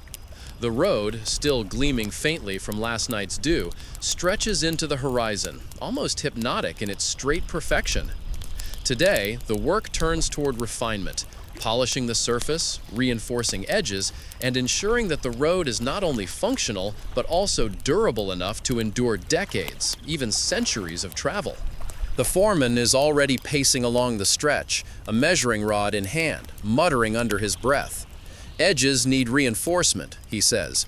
We can't have travelers or carts slipping into the ditches. You follow him down the line, noting the narrow slopes that run alongside the main surface. They're mostly stable, but centuries of water and traffic will exploit any weakness. The solution? Compacted gravel and small stones layered meticulously along the margins. You grab a shovel and begin distributing gravel along the verge, tamping it gently with a wooden mallet. The process is repetitive, almost meditative, but satisfying. Every handful of gravel you lay feels like a small act of immortality, each stone a promise that this path will endure long after your footprints fade. A young recruit beside you frowns. Is this really necessary? Just a few more stones won't matter, will they? You glance down at the perfectly straight line of the road. Trust me, you say, a road built like this doesn't forgive shortcuts. Those small stones are insurance against the centuries. He nods slowly, eyes wide as he watches a cart rumble past on the older section, its wheels perfectly guided along the camber. The sound echoes softly, rhythmic, almost musical. There's a harmony in the precision, the combination of stones, gravel, and slight slope, creating a surface that hums underfoot. Nearby, the engineers are discussing surface polishing, a process of leveling the larger paving stones and ensuring the joints are tight. One points out a slightly uneven slab. A few millimeters off, and rain will gather. Tighten it, he instructs. You kneel and help tap the stone into place, the mallet's soft thuds blending with the distant clatter of carts and chatter of workers. This is the stage where Roman attention to detail truly shines. Historians still argue whether the finishing process was as uniform across the empire as official manuals suggest.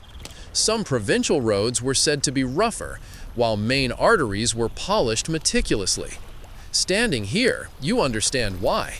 It's the small details that decide longevity. As the day progresses, attention shifts to the edges again. Workers line the sides with carefully arranged stones, slightly sloped inward toward the drainage ditches. Every stone is positioned to resist displacement, forming a subtle barrier that guides travelers and runoff alike. You crouch to adjust one, feeling the smooth surface beneath your fingers and the cool morning air on your face. The foreman comes by, inspecting your work. "Not bad," he mutters, "but check that corner, slight tilt." You kneel and adjust the stone, tamping it down until it aligns perfectly. The satisfaction of seeing a previously imperfect piece fit seamlessly is nearly addictive. Around midday, a new development occurs. A surveyor arrives from a neighboring camp with a small group of laborers. They've brought additional paving stones cut to precise dimensions for the next section of road. You help unload the flat, heavy slabs, feeling the cool weight in your hands. Each stone is like a puzzle piece, designed to interlock with the rest and form a smooth, continuous surface. As the afternoon sun climbs, you notice the subtle hum of civilization waking along the road. Birds chirp from nearby trees, a cart rumbles in the distance, and the faint murmur of villagers echoes across the fields. The road seems to absorb the sounds, each echo reinforcing its quiet presence. It's more than a path, it's a conduit for life itself. A young apprentice nearby points to a stone that seems oddly textured. "Why is this one rougher than the rest?" he asks. The engineer kneels beside him. "That's local basalt," he explains. "Harder than limestone, more durable under wheels. Romans mixed stones for strength." Historians still argue whether using varied stone was always intentional or just practical. You watch as he gestures to other slabs along the stretch, some slightly darker, some lighter. Each contributes to the road's resilience, a subtle mosaic invisible to most travelers but vital to engineers. Later, the focus turns to alignment checks. Using cords and plumb lines, the engineers measure straight lines across the stones, ensuring every inch of the surface is true. You follow, holding a rod steady, while another worker marks deviations with chalk. There's a sense of quiet urgency here, not because the work is rushed, but because perfection is expected. As evening approaches, the shadows stretch long across the road. You stand at the edge, looking down the stretch you've helped build. The stones gleam faintly in the low light, the edges perfectly aligned, the camber subtly guiding the eye toward the horizon. Every ditch, culvert, and boundary stone functions exactly as intended, a testament to centuries of accumulated Roman engineering wisdom. Nearby, a few soldiers march lightly along the path, their sandals clicking in a soft rhythm. You notice how effortlessly they follow the line, each footfall guided by the precise contours. It's a quiet demonstration of the road's effectiveness, proof that the meticulous labor of countless hands results in something greater than any single person could achieve. The foreman approaches, hands on hips, surveying the scene. "Tomorrow," he says, "we continue the paving, but today we've reinforced edges, polished surfaces, and tested alignment. Rome will be proud." You sit quietly, feeling the smooth stone beneath your palm, and think of the centuries to come. Travelers will pass this way, soldiers and merchants, messengers and wanderers. Each footfall will leave a mark, small but enduring, a silent echo of countless journeys. The road is no longer just an engineered surface. It is part of the landscape, part of history itself. As darkness falls, the camp quiets.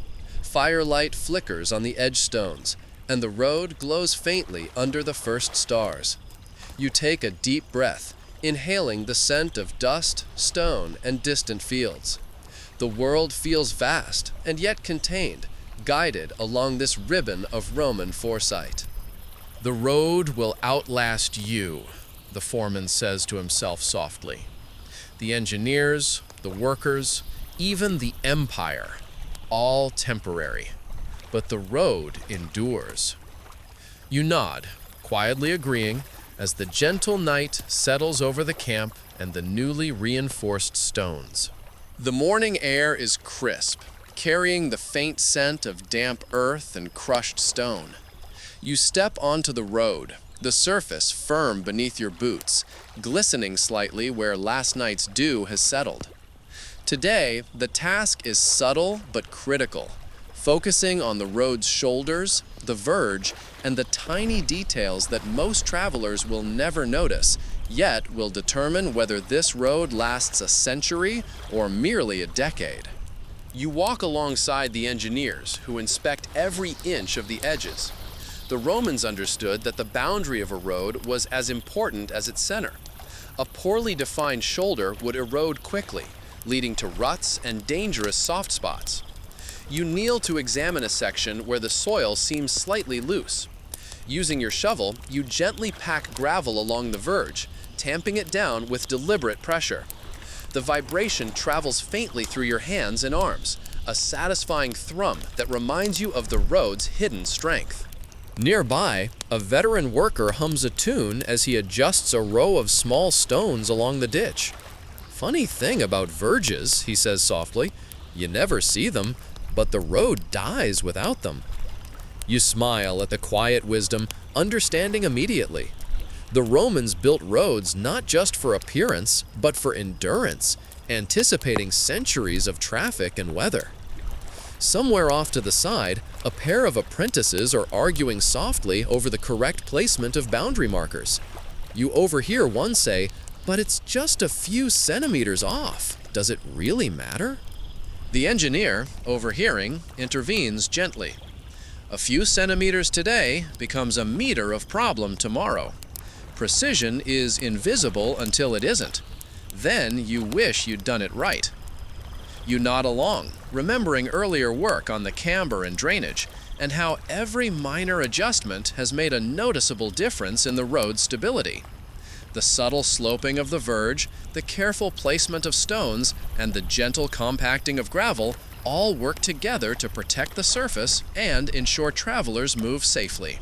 Historians still argue whether the Romans invented standardized road shoulders or adapted ideas from earlier civilizations like the Etruscans and Greeks. Regardless, standing here, you can see the genius. A well-engineered edge supports not only the road's longevity, but the efficiency of movement for anyone traversing it. By late morning, attention shifts to the finishing of culverts and drainage channels.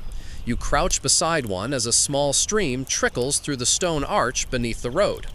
Water flows smoothly, guided by carefully angled stones. And you realize this is more than construction, it's choreography.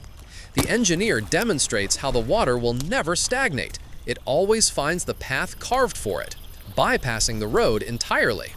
You glance at a colleague struggling with a stubborn stone. Need a hand, you ask? Together, you shift it slightly, tamp it into place, and step back. The edge now forms a perfect line into the ditch. There is satisfaction in these small corrections, a silent acknowledgement that attention to detail ensures permanence. Around midday, a small group of locals arrives, curious about the ongoing work. One points to the newly reinforced verge.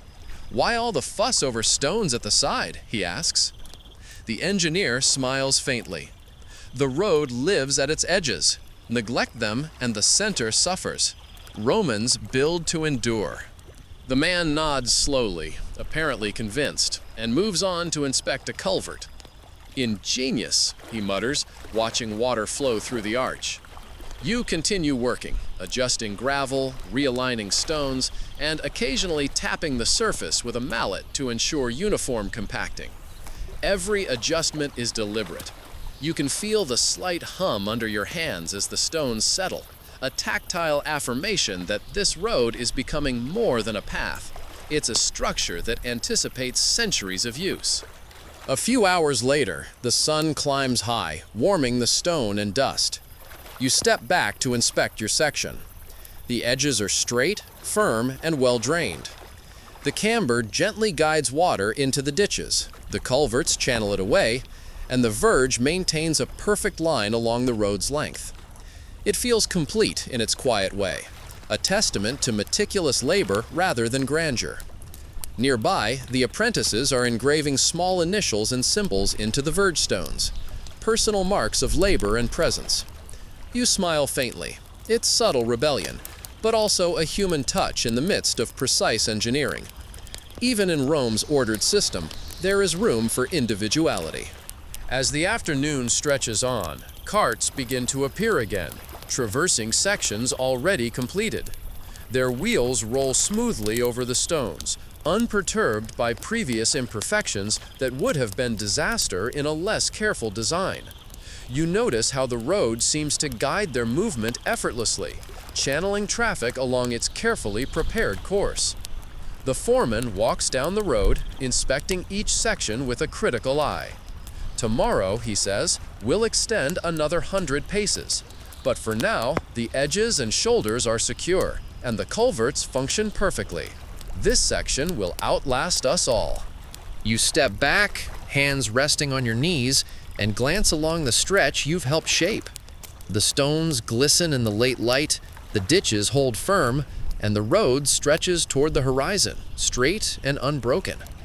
You imagine travelers centuries from now walking or riding along this path, following the invisible guidance of centuries-old engineering, unaware of the hands that shaped every stone.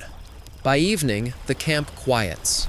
Workers gather around small fires, their voices low and content.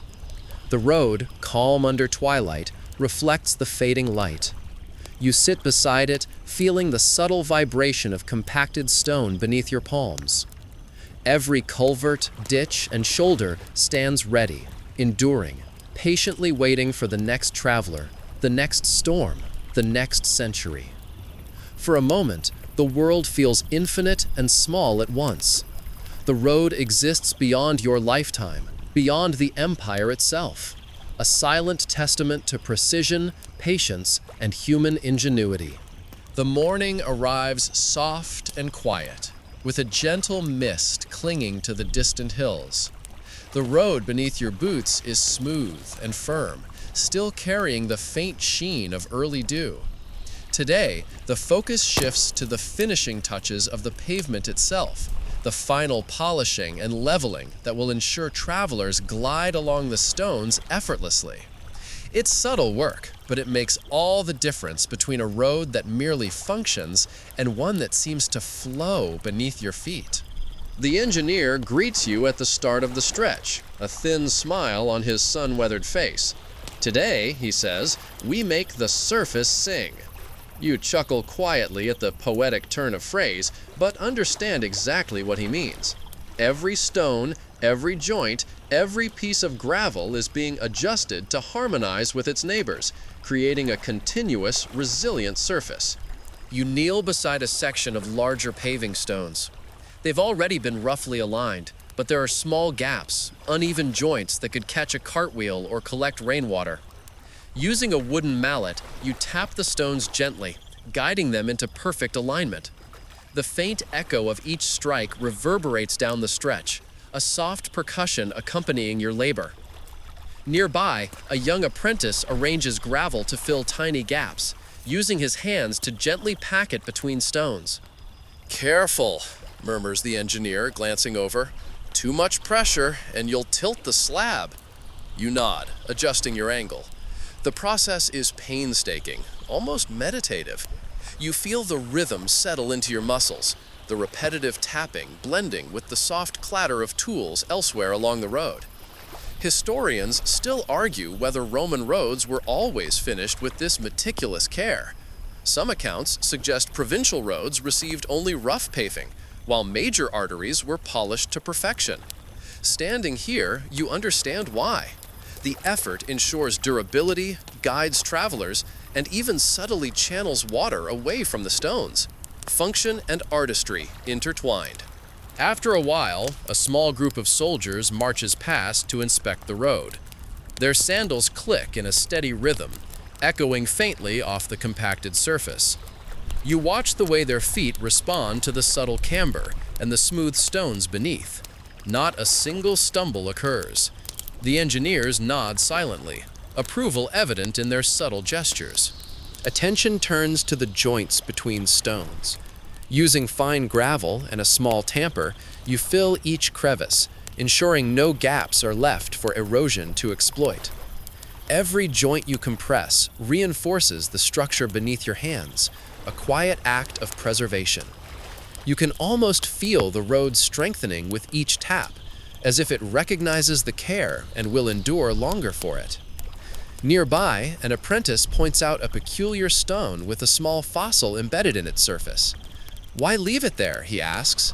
The engineer squats beside him, examining the stone. "It's a reminder," he says softly.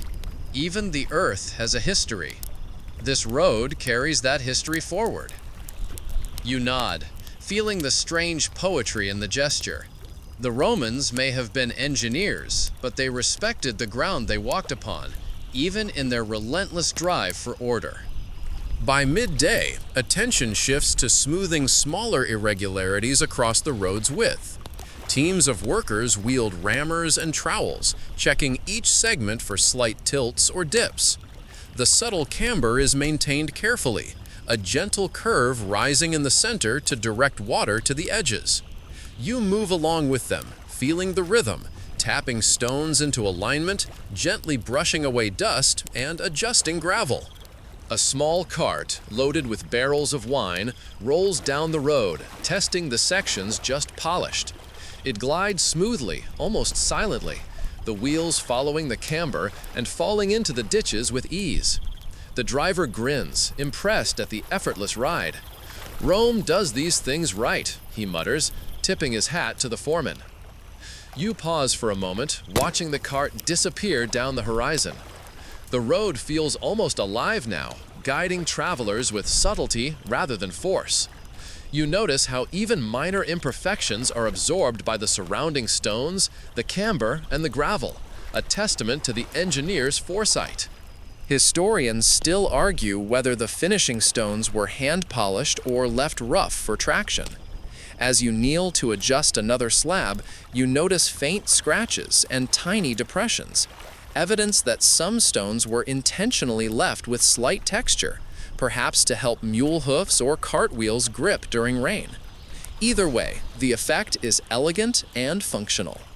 By late afternoon, the surface is nearly complete. Every stone lies in harmony with its neighbors, the joints tight, the camber smooth, the edges reinforced.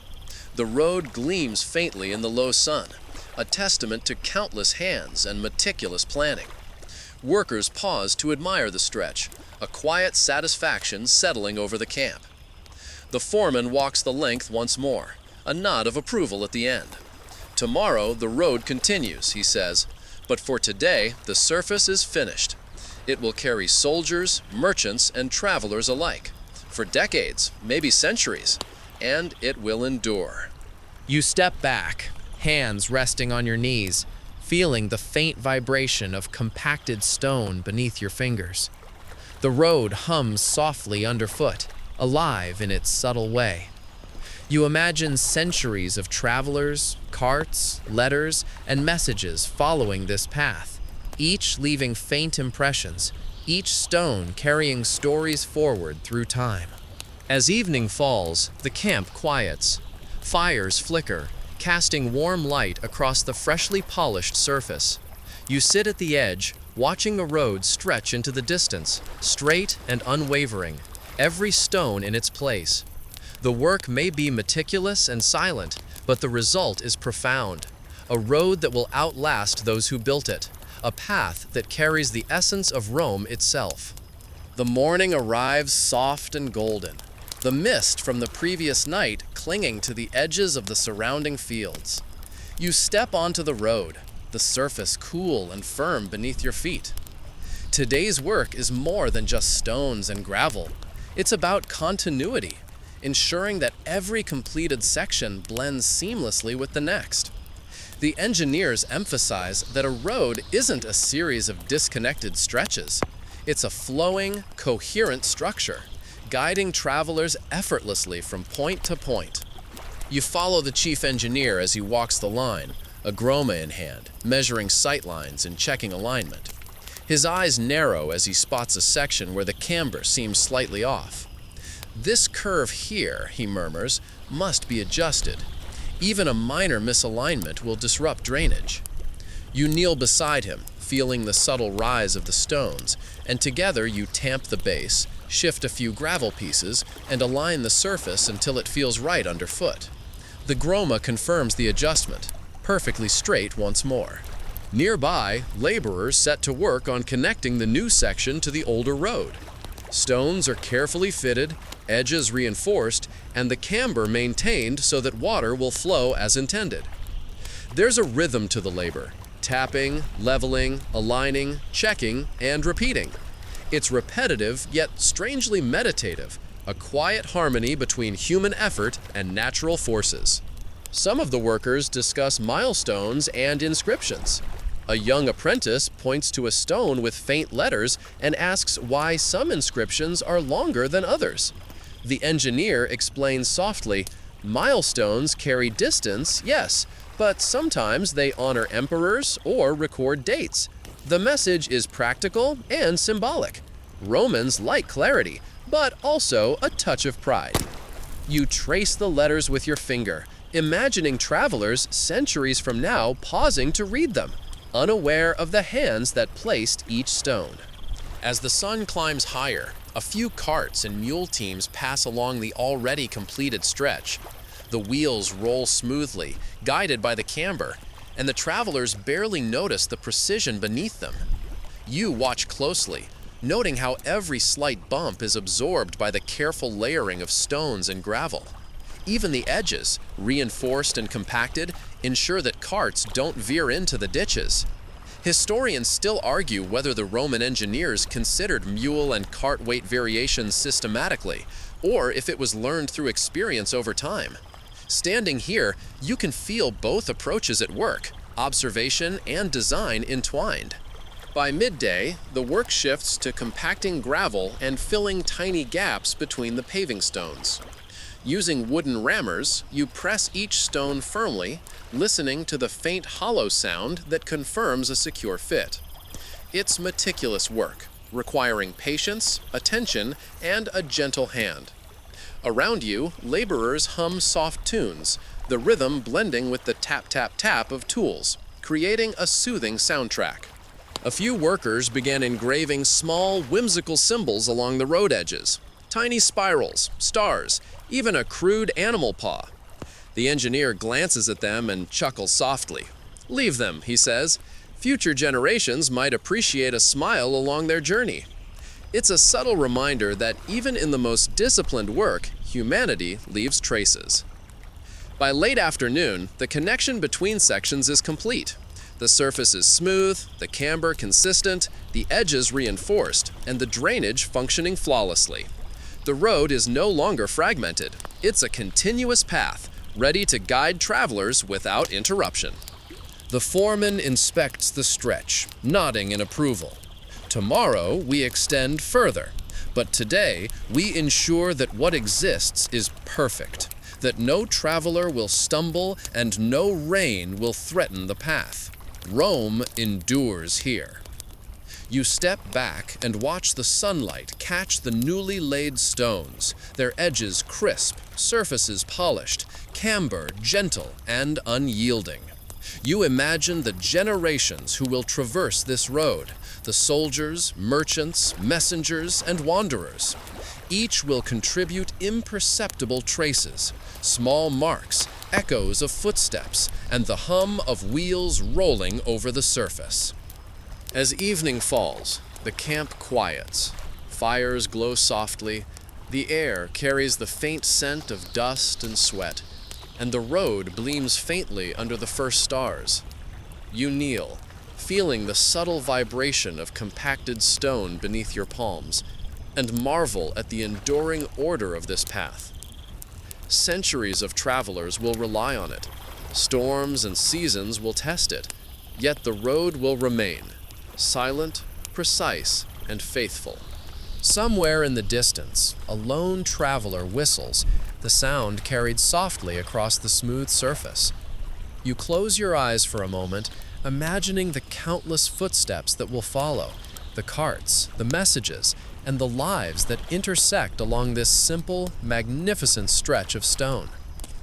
The road hums quietly under the evening sky, a testament to patience, precision, and Roman ingenuity. The final morning of your journey along this stretch of Roman road begins with a delicate light, barely illuminating the stones, yet promising a full day ahead. Today is different. It's not about laying new layers or adjusting camber. Today, it's about inspection, reflection, and ensuring the road is truly ready to serve for generations. You step carefully onto the firm surface, feeling the subtle hum beneath your feet, a reminder of centuries of work and planning embedded in each stone. The chief engineer meets you with a faint smile. "We review everything today," he says. "Surface, edges, drainage, culverts, milestones. Every detail matters." You nod, understanding that perfection is less about imposing it and more about confirming it exists. Every small imperfection corrected earlier in the week now pays dividends, creating a continuous, resilient path. You walk along the road, tapping the larger paving stones gently with your mallet. A faint hollow sound indicates a slight looseness, and you kneel to adjust it, tapping gravel underneath until it sits perfectly. You notice the camber, a gentle arch guiding water subtly toward the ditches, is flawless throughout this section. A few workers follow, checking drainage channels and culverts, ensuring that every trickle of rain will be guided safely beneath and alongside the road. Nearby, a group is reviewing the milestones and boundary markers. Each stone is firmly set, inscriptions clear, and placement precise. Some bear subtle carvings, symbols left by previous laborers, almost like whispers of humanity preserved in stone. The engineer pauses at one milestone, fingers tracing the carved letters. "These markers aren't just practical," he muses softly. "They remind travelers that Rome watches, guides, and endures." You wander down the stretch, inspecting verges and edges, adjusting small stones where necessary. The labor is quiet, almost ritualistic. Each tap, each adjustment, each glance down the line is part of a meticulous dance, a final orchestration before the road takes on a life of its own. Historians still argue whether Roman roads in more remote provinces received this level of scrutiny, or if it was reserved for major arteries. Here, in this stretch, every detail has been attended to with unwavering precision. Midday brings a gentle breeze, carrying faint scents of wildflowers and distant fields. You pause to watch sunlight glint along the polished stones. The camber, edges, and culverts work in harmony, guiding water and travelers alike with almost invisible guidance. You imagine centuries from now, soldiers, merchants, messengers, all relying on this path, often unaware of the meticulous work beneath their feet. A few carts rattle past, wheels gliding smoothly over the stones. You watch closely, noting how each bump, each weight, each load is absorbed seamlessly by the careful layering beneath. Even slight deviations are accounted for, the road forgiving but structured, resilient yet refined. The sound is rhythmic and hypnotic, blending with distant birdsong and the murmur of workers reviewing the final details. The engineer calls you over to inspect a section of verge reinforced with layered gravel. "This is the silent protector," he says. "Most travelers never notice it, but it prevents erosion, supports the edges, and extends the life of every stone." You crouch, feeling the compacted gravel beneath your hands, impressed at the subtle genius. Each minor detail, imperceptible to the casual eye, contributes to the road's enduring strength. By late afternoon, the final inspection is complete. Every stone, culvert, ditch, and milestone is in place, polished, and aligned. The road is straight, the camber perfect, and the edges reinforced. The engineers nod to one another, satisfied. You step back and gaze down the stretch, straight as an arrow, gleaming faintly under the low sun, seemingly endless. Now comes a moment of quiet reflection. You imagine the countless footsteps that will follow, the carts that will roll smoothly, the letters and messages carried along this enduring path. The road embodies patience, precision, and human ingenuity, a silent testament to the foresight of those who built it. As dusk settles, the camp grows quiet. Fires flicker softly, casting warm light across the polished stones. You kneel beside the road, letting your fingers trace the smooth surface. Somewhere in the distance, a gentle breeze carries the faint murmur of a traveler humming, footsteps tapping softly along the edge. The road is alive with potential, yet silent in its presence, a guide for centuries to come. Now, slow your breath. Feel the faint vibration beneath your palms, and let the weight of time settle around you. The stones have absorbed centuries of care, and the culverts murmur softly beneath, carrying away the memories of storms past. Every detail, from camber to milestone, whispers the quiet assurance of permanence. The road stretches into the twilight, straight, enduring, unyielding, yet gentle in its service. Its legacy is not in grandeur, but in utility, in patience, and in the quiet confidence that travelers may come and go, but the path will remain. You feel a serene satisfaction, a calm understanding that this work, meticulous and deliberate, will outlast empires, storms, and generations. Now, let your eyes drift slowly, imagining the soft, continuous line of stones, the gentle hum of travelers' footsteps, the subtle flow of water in the ditches. Let the quiet and the order of the Roman road guide you into a gentle ease, a lingering calm, and a sense of enduring peace. The sun dips fully below the horizon, and the light softens, bathing the road in muted gold. The stones cool beneath your fingers, the subtle vibrations of earth and compacted gravel fading into quiet. You breathe slowly, letting the day's labor dissolve into calm. The camber, the edges, the milestones, they all remain steadfast, as they have since they were placed, silently guiding anyone who will walk this path in centuries to come. The distant culverts murmur faintly, a gentle trickle of water moving as it always has, carrying the quiet stories of rain, of travelers, of workmen who carefully laid each stone. You imagine countless footsteps gliding across the surface, all following the guidance of precision, patience, and human foresight. There is a rhythm here, subtle and hypnotic, that invites your mind to rest. Feel the weight of time relax you. The road stretches endlessly into the distance, straight and unwavering, yet gentle, carrying not only travelers, but the wisdom of careful planning. Every stone, every ditch, every boundary marker contributes to an enduring harmony that has survived storms, sun, and the march of centuries. Let your thoughts drift with the smooth rhythm of imagined footsteps, the hum of distant carts, the whisper of water beneath the culverts. The road is eternal in its simplicity, quiet in its presence, and steadfast in its service. You are a silent witness to its endurance, sharing in the satisfaction of a work completed with patience and care. As your breathing slows, allow the soft memories of the day, the gentle tapping of stones, the alignment of milestones, the subtle camber guiding rainwater, to settle over you like a comforting blanket. The road will endure. You may rest. The world continues, calm and steady, guided by the careful hands of those who came before. End of script. Sweet dreams.